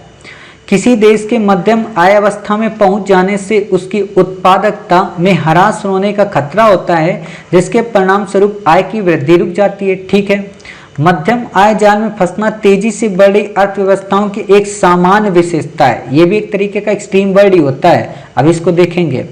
एशिया की उभरती नई अर्थव्यवस्थाओं के लिए वृद्धि की गति को बनाए रखने की कोई आशा नहीं। मतलब एशिया बिल्कुल दुष्ट टाइप का देश है, हद करते हो। फिर मोदी जी और चाइना का क्या होगा? जहां तक उत्पादकता की वृद्धि का प्रश्न है, एशिया की अर्थव्यवस्थाओं का निष्पादन संतोषजनक नहीं रहा है। ठीक है, तो इसको देखते हैं कि इसमें क्या ये कहना चाह रहा है। आईएमएफ ने ध्यान दिलाया कि एशिया की तेजी से बढ़ती अर्थव्यवस्थाओं के समक्ष मध्यम आय जाल में पड़ जाने का संकट बना हुआ है। इसका आशय यह है कि इन देशों की औसत आय जो अब तक तेजी से बढ़ रही है, एक बिंदु से आगे बढ़ना बंद कर देगी। एक ऐसी बिंदु जो कि विकसित पश्चिमी जगत की आय से काफी कम है। आईएमएफ आधारभूत संरचना से लेकर कमजोर संस्थाओं तक और अपर्याप्त रूप से अनुकूल समष्टि आर्थिक यानी कि मैक्रो इकोनॉमिक दशाओं तक मध्यम आय जाल के कई कारणों की पहचान करता है, जिनमें से कोई भी आश्चर्यजनक नहीं है। परंतु आईएमएफ कहता है कि सर्वरूपेण कारण उत्पादकता की वृद्धि में गिरावट है। मतलब ये क्या कहना चाह रहा है कि कई सारे ऐसे कारण होते हैं जिस कारण हमारी जो इकोनॉमी होती है वो ब्रेक कर जाती है, वो रुक जाती है। अब यहाँ पे इन वर्डों को ध्यान से पढ़ना, आपको अपने आप इसका आंसर मिल जाएगा क्योंकि आपने इस पैसेज को पढ़ लिया है। ठीक है, क्या कहीं पे आपको ये दिया है कि मध्यम आय जाल में फंसना तेजी से बढ़ी अर्थव्यवस्थाओं की एक सामान्य विशेषता है? बिल्कुल भी नहीं। इसने क्या कहा है? इसने बस यही तो कहा है कि फंस सकती है, इस पर संकट बना हुआ है। मतलब जरूरी नहीं कि तेजी से बढ़ने वाली हमेशा फंसेंगी नहीं या रुकेंगी नहीं, ऐसा कुछ भी नहीं है। तो विशेषता नहीं है एक तरीके की, तो ये हमने कट कर दिया। बात आती एशिया की उभरती अर्थव्यवस्थाओं के लिए वृद्धि की गति को बनाए रखने की कोई आशा नहीं है। क्या ऐसा इसमें कहा जा रहा? नहीं कहा जा रहा। जहां तक उत्पादकता की वृद्धि का प्रश्न है, एशिया की अर्थव्यवस्थाओं का निष्पादन संतोषजनक नहीं है। क्या यहाँ पे निष्पादन के बारे में कोई बात की गई? बिल्कुल भी नहीं साफ की गई। तो बात किस चीज की है? बात है किसी देश के मध्यम आय अवस्था में पहुंच जाने से उसकी उत्पादकता में ह्रास होने का खतरा होता है, जिसके परिणाम स्वरूप आय की वृद्धि रुक जाती है। मतलब यहाँ पे इसने इस वर्ड को एक्सप्लेन किया है, तभी तो आपको यहाँ पे वर्ड को एक्सप्लेन कर रहा है कि आगे बढ़ना बंद हो जाती है। समझ गए? यानी कि रुक जाती है। तो ये लाइन यहाँ से संबंधित है, बाकी आपको यहाँ पे याद नहीं रखना है। समझ गए? चलिए, इतनी बातें हो गई, तो अब देखते हैं आगे। आगे क्या आता है? आगे आता है हमारा 45 का। ठीक है, ये भी बिल्कुल सिंपल सा क्वेश्चन है। इसको भी कुछ हम बिल्कुल ऐसे ही करने की कोशिश करेंगे। ठीक है, और जब ऐसे करेंगे तो ये वाला भी क्वेश्चन हमारा बिल्कुल सॉल्व हो जाएगा। ठीक, तो ध्यान से देखिएगा इस क्वेश्चन को कि इसका आंसर कैसे हमें निकालना है। ठीक है, तो देखिए इस क्वेश्चन को। यहाँ पे क्या दिया है? आपको दिया है पहली लाइन में कि गांवों से शहरों के प्रवसन को कम करने के लिए नवप्रवर्तन तथा R&D यानी कि आपकी रिसर्च एंड डेवलपमेंट ही एकमात्र रास्ता है। तो ये तो गलत हो गया ना साहब। चलिए, तेजी से विकसित होने वाले प्रत्येक देश को कृषि और अन्य क्षेत्रों में उत्पादकता के बीच विभेद को न्यूनतम करने की आवश्यकता है। प्रत्येक देश को, ये भी एक्सट्रीम हो गया। समावेशी नवप्रवर्तन तथा R&D एक समतावादी समाज बनाने में सहायता कर सकते हैं। ठीक है साहब। फिर देखो, द्रुत शहरीकरण केवल तभी होता है जब किसी देश की आर्थिक वृद्धि तीव्रगामी होती है। अरे भाई, गलत बोल रहे हो। मतलब आपको समझ में आ गया कि इसमें भी केवल वर्ड मिल गया आपका। ठीक है, इसमें भी आपका प्रत्येक देश मिल गया, प्रत्येक का मतलब सभी देश। इसमें भी आपका एकमात्र रास्ता मिल गया। लेकिन हमारा जो बिल्कुल कूल माइंडेड है वो क्या है? सी है। कुछ बच्चे कहेंगे नहीं सर, पढ़ के दिखाओ। आप होते कौन है सी लगाने वाले? तो देखो फिर, नवप्रवर्तनकारी या कहें इनोवेटिव भारत समावेशी के साथ साथ प्रौद्योगिकी में भी उन्नत होगा, जिससे सभी भारतीयों के जीवन में सुधार आएगा। नवप्रवर्तन तथा R&D बढ़ती हुई सामाजिक असमानता को कम कर सकते हैं और द्रुत शहरीकरण से उत्पन्न होने वाले दबावों से मुक्त कर सकते हैं। मतलब क्या कहना चाह रहा? लाइन आ गई ना? तो बाकी हमें पढ़ने की जरूरत तो वैसे है नहीं, आपकी मर्जी हो तो अपने मन से पढ़ लेना। क्या कह रहा कि समावेशी नवप्रवर्तन और R&D एक समावेशी समाज बनाने में, समतावादी समाज बनाने में सहायता कर सकते हैं। बस, इससे ज्यादा हमें पढ़ना नहीं है यहाँ पे। चलिए अगला देखते हैं 46 के बारे में क्या कहता है। उपयुक्त परिच्छेद में से निम्न में से कौन सा सर्वाधिक तर्कसंगत निष्कर्ष निकाला जा सकता है। तो इसको ध्यान से देखिए कि विश्व विशाल पैमाने पर जलवायु के कारण होने वाले शरणार्थियों के प्रवसन का सामना नहीं कर पाएगा। विश्व विशाल पैमाने पर जलवायु के कारण होने वाले शरणार्थियों के प्रवसन का सामना नहीं कर पाएगा। ठीक है, जलवायु परिवर्तन को और आगे बढ़ने से रोकने के लिए हमें तरीके और साधन ढूंढने चाहिए। ठीक है, भविष्य में जलवायु परिवर्तन लोगों के प्रवसन का सर्वाधिक महत्वपूर्ण कारण होगा। ये तो एक्सट्रीम हो गया। जलवायु परिवर्तन और प्रवसन के बीच संबंध अभी भी सही रूप से समझा नहीं गया है। अब इसको देखते हैं, क्यों? क्योंकि सर्वाधिक तर्कसंगत पूछा है ना, तो पढ़ते हैं। यह संभावना है, देख रहे हो पहली लाइन में दे दिया गया कि संभावना है कि जलवायु परिवर्तन के कारण बहुत बड़ी संख्या में लोग बढ़ते हुए पर्यावरणीय जोखिम में पड़ जाएंगे और फलस्वरूप प्रवसन के लिए विवश हो जाएंगे। हो जाएंगे वर्ड आ रहा है, होंगे ही ये नहीं वर्ड है। अंतर्राष्ट्रीय समुदाय को प्रवासियों की इस नई श्रेणी की पहचान अभी करनी है, मतलब अभी कुछ पता नहीं है। अंतर्राष्ट्रीय कानूनों के अंतर्गत शरणार्थी शब्द का एक सुस्पष्ट अर्थ होने के कारण जलवायु के कारण होने वाले शरणार्थियों की परिभाषा और स्थिति पर कोई सर्वसम्मत नहीं है। ये बात अभी भी समझ से बाहर है कि जलवायु परिवर्तन प्रवसन के मूल कारण के रूप में कैसे कार्य करेगा। यदि जलवायु के कारण होने वाले शरणार्थियों की पहचान हो तब भी उन्हें संरक्षण कौन प्रदान करेगा। मतलब वही बात है कि अभी इसके बारे में तो डिबेट ही चल रही है। तो जब डिबेट ही चल रही है, परंतु आवश्यकता है कि जलवायु प्रभावित लोगों के देशों के अंदर में हुए प्रवसन की पहचान की जाए ताकि उनकी समस्याओं का हम निदान कर सकें। जब अभी पहचान ही नहीं गया है तो समस्या हम कैसे कह सकते हैं। तो यही बात है, इसका ऑप्शन हमारा क्या होगा, डी ऑप्शन आएगा। ठीक है, तो 46 तक हमारे यहाँ पे ये कंप्लीट हो गए। चलिए, इतनी बातें हो गई। अब देखते हैं यहाँ पे अगला क्वेश्चन क्या है। अच्छा, यहाँ पे ये अगले क्वेश्चन आपके दो और हैं, तो इनको देखते हैं क्या है। आपसे कह रहा है उपयुक्त परिच्छेद के आधार पर निम्नलिखित पूर्व धारणाएं बनाई गई हैं, इनके संदर्भ में आप बताइए। ठीक है, बिल्कुल सिंपल सा क्वेश्चन है। इस क्वेश्चन को भी हम काफ़ी आसानी से कर सकते हैं, तो इसमें ध्यान से देखिए क्या आपका है। ठीक है, तो सबसे पहले आप क्या करेंगे, इसके क्वेश्चन को पढ़ेंगे। ठीक है, तो क्वेश्चन को देखिए। आप क्वेश्चन आपसे क्या कह रहा है, क्वेश्चन आपसे कह रहा है कि उपयुक्त परिच्छेद के आधार पे पूर्व धारणाएं नंबर 1, नंबर 2, नंबर 3, यहाँ पे कुछ भी दिमाग मत लगाओ। ज्यादातर दिमाग इस जगह पे ऑप्शन में लगाने की कोशिश करो कि आप ऑप्शन के माध्यम से ही इस क्वेश्चन को पहले एलिमिनेट कर लो। ठीक है, तो ऑप्शन के माध्यम से आप देखोगे तो आपको क्या मिलेगा, यहाँ पे 1 2, यहाँ 2, यहाँ 1 3, यहाँ 1 2 3। अगर हमने 1 एलिमिनेट कर दिया या हमने 2 एलिमिनेट कर दिया तो हमारा आंसर हो जाएगा, पढ़ने की जरूरत ही नहीं है। ठीक है, तो देखो, आधुनिक कृषि में संश्लेषित कीटनाशकों का उपयोग कभी भी नहीं करना चाहिए। बहुत बड़ा वाला एक्सट्रीम दे दिया हमको, कभी भी नहीं करना चाहिए। तो हमने ए का 2 कर दिया, सी का 2 कर दिया, डी का 2 कर दिया, अपने आप दूसरा आ गया। पढ़ने की नहीं जरूरत है हमें, समझ गए। तो ये बातें ऐसे याद रखनी होती, मतलब आपका 2 मिनट का समय देखो मैंने पल भर में खत्म कर दिया।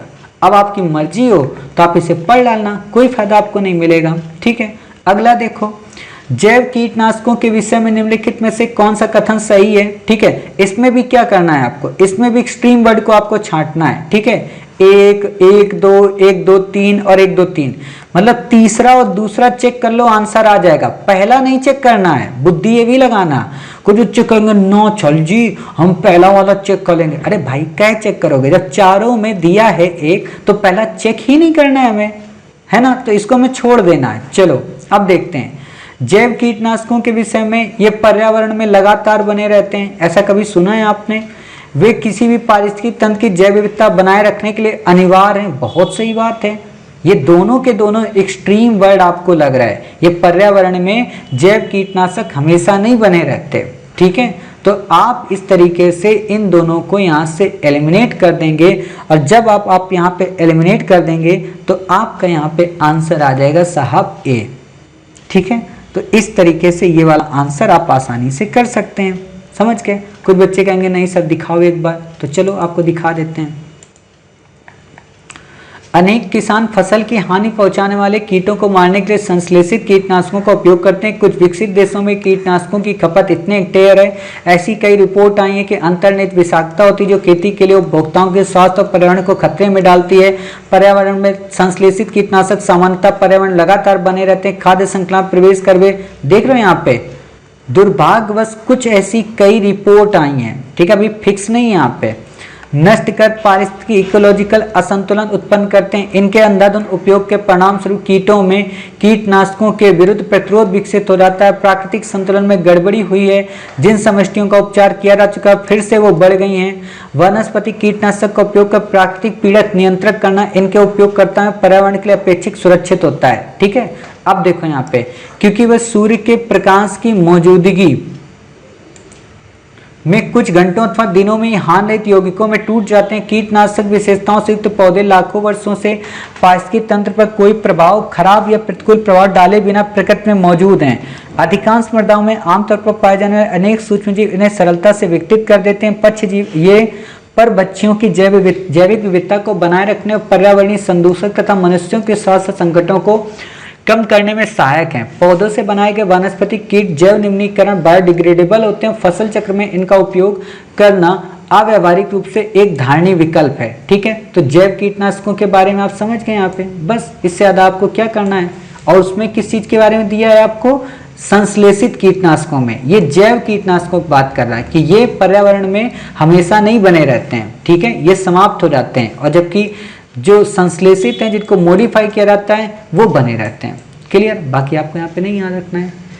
चलिए इतनी बातें हो गई, ये वाले हो गए, सब मैथ के सवाल हैं, ये आप मैथ में कीजिएगा, ठीक है, जब मैथ पढ़ाएंगे तब आप करना इनको। बाकी यहाँ से क्वेश्चन कुछ भी नहीं पूछेगा, ये वाले सब फालतू के क्वेश्चन हैं, ये भी नहीं पढ़ना है आपको, ये भी नहीं है क्वेश्चन, ये भी नहीं है। ये देखिए 61, ठीक है। अब मैं इनके ऊपर वाले पैसेज नहीं पढ़ूंगा, केवल नीचे के एक्सट्रीम वर्ड आपको बताऊंगा, ठीक है, बाकी आप खुद ही समझदार हैं। चलिए, उपयुक्त परिच्छेद से निम्नलिखित में से कौन सा सर्वाधिक तार्किक और तर्कसंगत निष्कर्ष निकाला जा सकता है। देखिए एक्सट्रीम वर्ड देखिए, हमारे शहरों को प्रदूषण मुक्त रखने के लिए हमारी सरकारें पर्याप्त रूप से जिम्मेदार नहीं है ना, फिर कौन जिम्मेदार है, ये गलत हो गया। हमारे देश में वायु गुणवत्ता सूचकांकों की बिल्कुल ही आवश्यकता नहीं। अच्छा, इतने कब से अच्छे हो गए हमारे देशवासी। हमारे बड़े शहरों के बहुत से निवासियों के लिए वायु गुणवत्ता सूचकांक सहायक नहीं है। हाँ, कुछ मक्का टाइप के लोग होते हैं ना, उनको कितना भी समझाओ कि पटाखे नहीं छुड़ाते हैं, नहीं छुड़ाने, लेकिन फिर भी छुड़ाएंगे, ठीक है। प्रत्येक शहर में प्रदूषण संबंधी समस्याओं के बारे में जन जागरूकता बढ़नी चाहिए। प्रत्येक शहर में क्यों, जहाँ पे नहीं है वहाँ पे बढ़नी चाहिए ना। तो ये एक्सट्रीम हो गया, तो आप समझ सकते हो कि ये 3 के 3 वर्ड एक्सट्रीम है। सी हमारा एक सामान्य रूप में जाना जाता है। तो अब आप यहाँ पे देख लीजिए, यही बातें यहाँ पे कह रहा है, तो इन बातों को यहाँ पे समझ लीजिए, ठीक है। अभी मैं देखो यहाँ पे दिखाता हूँ आपको, यहाँ पे तो किसी के, हाँ देखिए यहाँ पे कि यदि हमारा सूचकांक दिन पर दिन लाल खतरनाक के दायरे में बना रहता है तो किसी के लिए भी ज़्यादा कुछ करने लायक नहीं रहता, सिवाय इसके कि इनकी उपेक्षा करने की आदत बना लें, है ना। मतलब कुछ लोग क्या करते हैं, आदत बना लेते हैं, ठीक है होगा, ये तो सब रोज रहता है, रोज कोरोना आता है, रोज कोरोना जाता है, कौन मास्क लगाए। आजकल देख रहे होगे, आजकल तो ऐसा लगता है कोरोना बेचारा चला गया और पक्का नींद में होगा या घूम रहा होगा कहीं पे ट्रिप में। जिस दिन रिटर्न करेगा ना कोरोना 3, मतलब सोचो बाहुबली की तरह 2 पिक्चरें तो दिखा चुका, उसमें बेचारे कई समेट गए। अब की बार देखना कौन कौन समेटता है, कहीं ऐसा ना हो कि अब यार मैं ही समेट जाऊं तो हिसाब बराबर, पूरी तैयारी फिर एक कोने में। चलो देखते हैं अगला 62, ठीक है। 62 देखिए क्या कहता है आपसे, सिंपल है। इसमें भी कुछ बच्चे तो डर गए होंगे बेचारे इतना बड़ा बड़ा देख के। अरे भाई इसमें डरना नहीं है, एक्सट्रीम वर्ड निकालो, हर चीज में एक्सट्रीम होता है कुछ ना कुछ, ठीक है। रोजगार वृद्धि और समावेशन को सुनिश्चित करने के लिए हमें अत्यधिक उत्पादक सेवा क्षेत्र की नौकरियों के लिए तीव्रतर विकास की परिस्थितियों को उन्नत करना आवश्यक है। वर्ड यहाँ पे मिला आपको, अत्यधिक उत्पादक, तो ये एक्सट्रीम हो गया। फिर देखिए, आर्थिक वृद्धि और समावेशन को सुनिश्चित करने के लिए हमें खेती और कामगारों को अत्यधिक उत्पादक ठीक है, ये भी हमारा एक्सट्रीम हो गया। चलिए इसको भी इरेज करते हैं। आगे देखिए, हमें कृषि की उत्पादकता बढ़ाने के साथ साथ कृषि क्षेत्र से बाहर उत्पादक नौकरियों के भीतर तीव्रतर विकास की परिस्थिति को उन्नत करना आवश्यक है। ठीक है, इसमें तीव्रतर दिख रहा है लेकिन फिर भी देखेंगे। अगला है, कृषि में प्रति व्यक्ति आय में वृद्धि लाने के लिए हमें उच्च उपज वाली संकर किस्मों और आनुवंशिक रूपांतरित फसलों की खेती पर बल देना आवश्यक है। ठीक है, देखते हैं कि इनमें से कौन होता है। CD में आपसे कह रहा है कि उत्पादक नौकरियां विकास के लिए महत्वपूर्ण है और अच्छी नौकरी सर्वोत्तम प्रकार का समावेशन है। हमारी आधी से अधिक जनसंख्या कृषि पर निर्भर है, परंतु अन्य देशों के अनुभव से पता चलता है कि यदि कृषि में प्रति व्यक्ति आय पर्याप्त रूप में बढ़ानी है तो कृषि पर निर्भर व्यक्तियों की संख्या में कमी लानी चाहिए।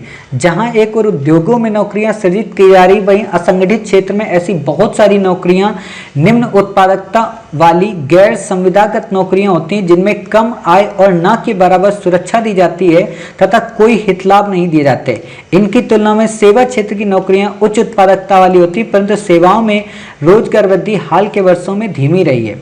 अब आपको यहाँ पे कुछ बच्चों को आंसर वाली लाइन यहाँ पे मिल गई होगी। ठीक है, आपने ये वाली लाइन यहाँ पे देखी कि हमें कृषि की उत्पादकता बढ़ाने के साथ साथ कृषि क्षेत्र से बाहर उत्पादक नौकरियों के तीव्रतर विकास की परिस्थितियों को उत्पन्न करना आवश्यक है। ठीक है, क्यों? क्योंकि कृषि में पूरे तौर पे हम जितने भी निर्भर व्यक्ति हैं उनको प्रमोट नहीं कर सकते, मतलब हमें वहाँ पे कमी करनी पड़ेगी और नए उद्योगों में नौकरियां सृजित करनी पड़ेंगी। अब यहाँ पे एक बात और बताइए, ये तो मान लो ऊपर के एक्सट्रीम से कट गए, कहीं पे क्या जेनेटिक फसलों की बात आई थी? यहाँ पे पूरे के पूरे पैरा में कहीं पे आपको वर्ड नहीं मिला। तो जो चीज नहीं मिलता है उसको तो पहले ही हटा दो वहां से, तो हमने उसको पहले ही हटा दिया। फिर आपको क्या मिल रहा? रोजगार वृद्धि और समावेशन के बारे में।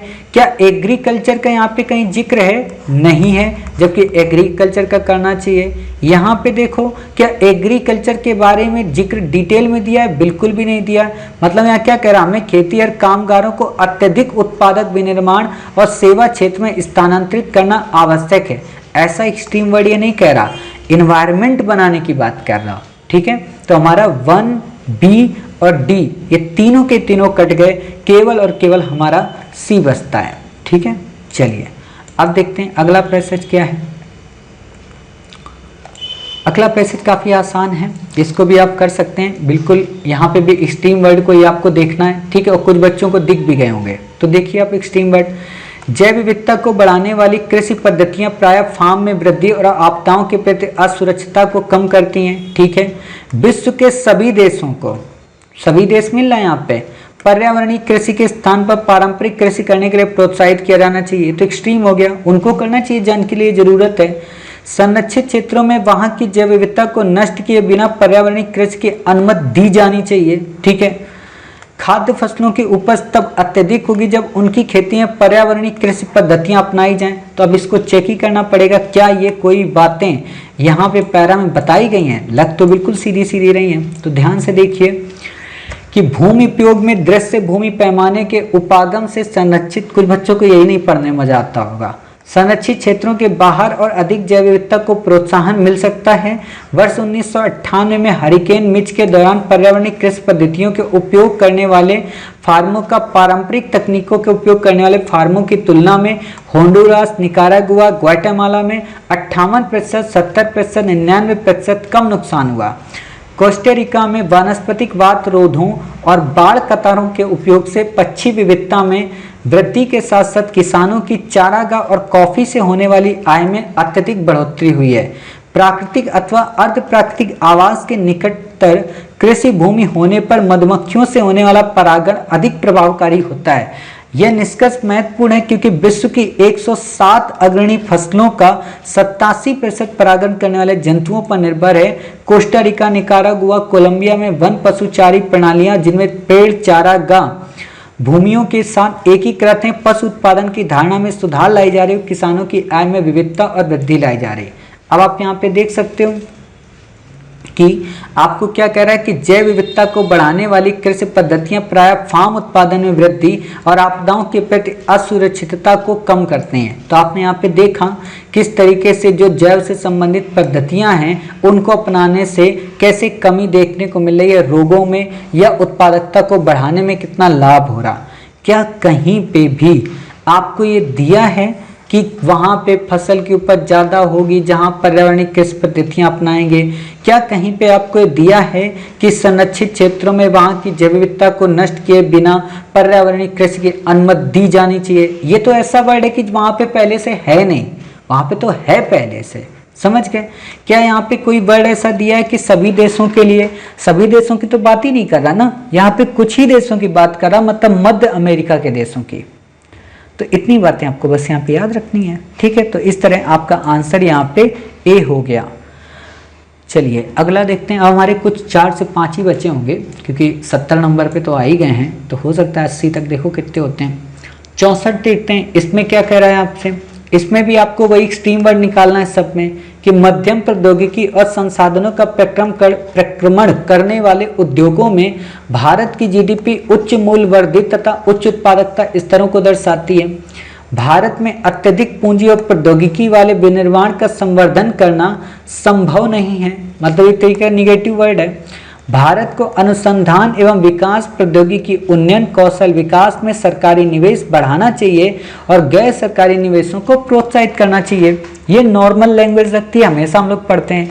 भारत ने पहले से ही विश्व बाजार के उन क्षेत्रों में बड़ा हिस्सा प्राप्त कर लिया जिनमें बढ़ती हुई मांग की प्रवृत्ति है। ऐसा कहाँ हुआ है हमारे यहाँ? ये एक्सट्रीम वर्ड है, ठीक है? ए और सी को हम चेक करते हैं। तो देखिए, भारतीय विनिर्माण के लिए मध्यावधि चुनौती निम्नतर से उच्चतर प्रौद्योगिकी, निम्नतर से उच्चतर मूल्यवर्धित क्षेत्रों और निम्नतर से उच्चतर उत्पादकता क्षेत्रों की ओर बढ़ने की, मतलब हमारे यहाँ ये समस्याएं हैं। अब आप देख लो इसमें क्या कह रहा है आपसे कि भारत को जब इतनी समस्याएं हैं, प्रौद्योगिकी की समस्या है, निवेश की समस्या है, उत्पादकता की समस्या है, तो हमें ये ज़्यादा विकल्प सुगम लग रहा है कि ऊपर वाला सी वाला विकल्प हमें यहाँ पे ज़्यादा सुगम लग रहा है, ठीक है? तो इस तरीके से हमारा इसका आंसर कौन सा सही होगा? सी सही होगा, समझ गए? बाकी आपको यहाँ पे याद नहीं रखना है, देख लीजिए आप चाहे आगे कि मध्यम प्रौद्योगिकी उद्योगों में मुख्य रूप से अत्यधिक पूंजी लगी होती है और उनमें संसाधनों का प्रक्रमण होता है, और उच्च प्रौद्योगिकी उद्योगों में मुख्य रूप से अत्यधिक पूंजी और प्रौद्योगिकी लगी होती है। संपूर्ण जीडीपी में विनिर्माण के हिस्से को प्रकल्पित 25% तक बढ़ाने के लिए भारतीय विनिर्माण क्षेत्र को विश्व बाजार के उन क्षेत्रों पर कब्जा करने की आवश्यकता है। ध्यान देना, कब्जा करने की आवश्यकता, और ई महामानव क्या कह रहे हैं कि कब्जा कर लिया है, तो ये तो अपने आप ही गलत हो गया, समझ गए? जिनमें बढ़ती मांग की प्रवृत्ति है, इन क्षेत्रों में अधिकांश रूप से उच्च प्रौद्योगिकी और पूंजी लगी होती है। मतलब मोटे तौर पे एक ही बात आ रही है कि इंडिया को रिसर्च और एनालिसिस पे खर्च करना चाहिए, डेवलपमेंट पे खर्च करना चाहिए, नई टेक्नोलॉजी पे खर्च करना चाहिए, ठीक है? तो बाकी आपको यहाँ पे नहीं याद रखना है, आपका आंसर हो गया सी। चलिए आगे देखते हैं। आगे आता है हमारा 65 नंबर। इसको भी एक्सट्रीम वर्ड से एलिमिनेट करेंगे। सबसे पहले सर्वाधिक तार्किक और उपनिगमन की बात की है, तो इसको देखते हैं क्या कह रहा है। आपसे कह रहा है कि गरीबी और कुपोषण को कम करने के लिए खेत से थाली, फार्म टू फोर्क तक की मूल्य श्रृंखला की दक्षता में बढ़ोतरी करना जरूरी है। अच्छा जी, फिर कह रहा है कृषि उत्पादकता में बढ़ोतरी करने से भारत में स्वतः ही गरीबी और कुपोषण दूर हो जाएगा। हद करते हैं, मतलब अपने मन से अगर गरीबी दूर हो जाएगी तब तो फिर कितनी अच्छी बात होगी। भारत की कृषि उत्पादकता पहले से बहुत अधिक है। अरे बाप रे, ऐसा कैसे हो सकता है? इसे और अधिक बढ़ाया जाना आवश्यक नहीं है। सामाजिक कल्याण और गरीबी उन्मूलन कार्यक्रमों के लिए अधिक निधि आवंटन करने से भारत से गरीबी और कुपोषण का अंततः उन्मूलन हो जाएगा। देख रहे हो, सबके सब एक्सट्रीम वर्ड हैं, सबके सब एक्सट्रीम वर्ड, ठीक है? इसमें क्या इंपॉर्टेंट है? इसमें इंपॉर्टेंट है हमारा कि जो हमारी गरीबी और कुपोषण है उसको कम करने के लिए मूल्य श्रृंखला की दक्षता में हम बढ़ोतरी करें, ठीक है? ताकि लोगों को सही से भोजन मिल सके। अब आप यहाँ पे देख सकते हो, वही बातें आपको मिल जाएंगी कि पिछले दशक के दौरान भारतीय कृषि खाद्यान्न व तिलहन का रिकॉर्ड उत्पादन करने के साथ साथ और अधिक सुदृढ़ हुई है। इसके परिणाम स्वरूप बढ़ी हुई खरीद से भंडार गृह में खाद्यान्न के स्टॉक में भारी बढ़ोतरी हुई। भारत चावल, गेहूं, दूध, फलों और सब्जियों के विश्व के शीर्ष उत्पादकों में से एक है। फिर भी विश्व के न्यून पोषित लोगों का 1/4 भाग भारत में, मतलब जो कुपोषित लोग हैं वो भारत में, अर्थात कुपोषण की बात तो आई है ना, तो समझ सकते हो कि कुपोषण और भोजन को मिक्स करके ये आपसे पूछ रहा है। औसत रूप से देश के कुल परिवारों के लगभग आधे परिवारों में कुल व्यय का लगभग आधा व्यय भोजन पर होता है। अब आधा व्यय अगर भोजन पे होता है तो सिंपल सी बात है कि हमें भोजन को ऐसा बनाना चाहिए ताकि कम से कम लोगों का पैसा खर्चा हो। ठीक है, बस इससे ज़्यादा आपको याद नहीं रखना है। चलिए अगला क्वेश्चन देखते हैं। अगला क्वेश्चन क्या है? अरे वाह, अगला क्वेश्चन केवल एक लाइन का है, सोच सकते हो। वाह, देखते हैं कि निम्नलिखित कथनों में से कौन सा एक उपयुक्त कथन की संपुष्टि करता है। शक्तिशाली केंद्र और शक्तिशाली राज्य एक मजबूत संघ बनाते हैं। अच्छा जी, शक्तिशाली केंद्र राष्ट्रीय अखंडता हेतु एक बंधनकारी शक्ति है। ठीक है, शक्तिशाली केंद्र राज्य स्वायत्तता में बाधा है, ये तो गलत हो जाएगा। राज्य की स्वायत्तता संघ के लिए पूर्वापेक्षा है। ठीक है, ये भी एक तरीके का गलत ही लगता है। चलो फिर भी इसको देखते हैं। राज्य मोतियों के समान है तथा केंद्र वह धागा है जो उन्हें हार में पिरोता है, और यदि धागा टूट जाए तो मोती बिखर जाते हैं। मतलब केंद्र क्या करता है? अखंड बनाता है। समझ गए?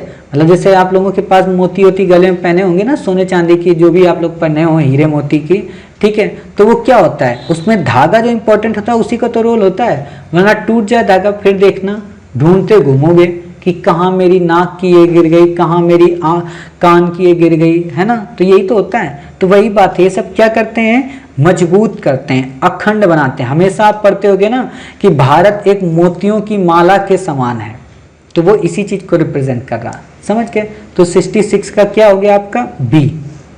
इतनी बातें क्लियर हो गई। चलो अब आपका लास्ट और कवर करा दें, फिर आपकी छुट्टी करते हैं। ठीक है, इसके बाद तो हमारा कुछ है नहीं। हाँ, फिर कुछ नहीं है। तो लास्ट क्या है देख लेते हैं। ये भी बिल्कुल सिंपल सा है, आता तो आपको है ही। क्या कह रहा? उपयुक्त कथन किसके समर्थन में तर्क प्रस्तुत करता है? संपत्ति का सबको समान वितरण हो, ऐसा कौन सोचेगा? शासितों की सहमत के अनुसार शासन, निर्धनों के हाथ में शासन, धनिकों का स्वतत्व हरण, स्वतत्व हरण। अच्छा, एक्सप्रोप्रिएशन। चलिए देखते हैं क्या कहना चाह रहा। वास्तव में मेरा मानना है कि इंग्लैंड में निर्धन व्यक्ति को भी एक वैसा ही जीवन जीना है जैसा कि महानतम व्यक्ति को, और इसलिए सच में मैं मानता हूं कि ये स्पष्ट है कि हर उस व्यक्ति को जिसे सरकार के अधीन रहना है, सबसे पहले अपनी सहमत से स्वयं सरकार को अधीन कर देना, स्वयं सरकार के अधीन कर देना चाहिए। ठीक है, और मेरा ये अवश्य मानना है कि इंग्लैंड का निर्धनतम व्यक्ति सही अर्थ में ऐसी सरकार से कतई बंधा हुआ नहीं है जिसके अधीन स्वयं को करने में उसकी कोई राय नहीं रही हो। मतलब क्या है कि वही कि शासकों की सहमति के अनुसार हम अपना शासन करेंगे। ठीक है, संपत्ति के समान वितरण की तो कहीं बात ही नहीं आई, निर्धनों के हाथ में तो कहीं बात ही नहीं आई, धनिकों का स्वत्व हरण की बात ही नहीं आई। ठीक है, तो जब बात ही नहीं है तो उसको हम क्यों लिखेंगे वहां पे? समझ गए? तो इस तरीके से हमने अपना कॉम्प्रीहेंशन कवर किया। उम्मीद है कि कॉम्प्रीहेंशन की क्लास आपको पसंद आई होगी।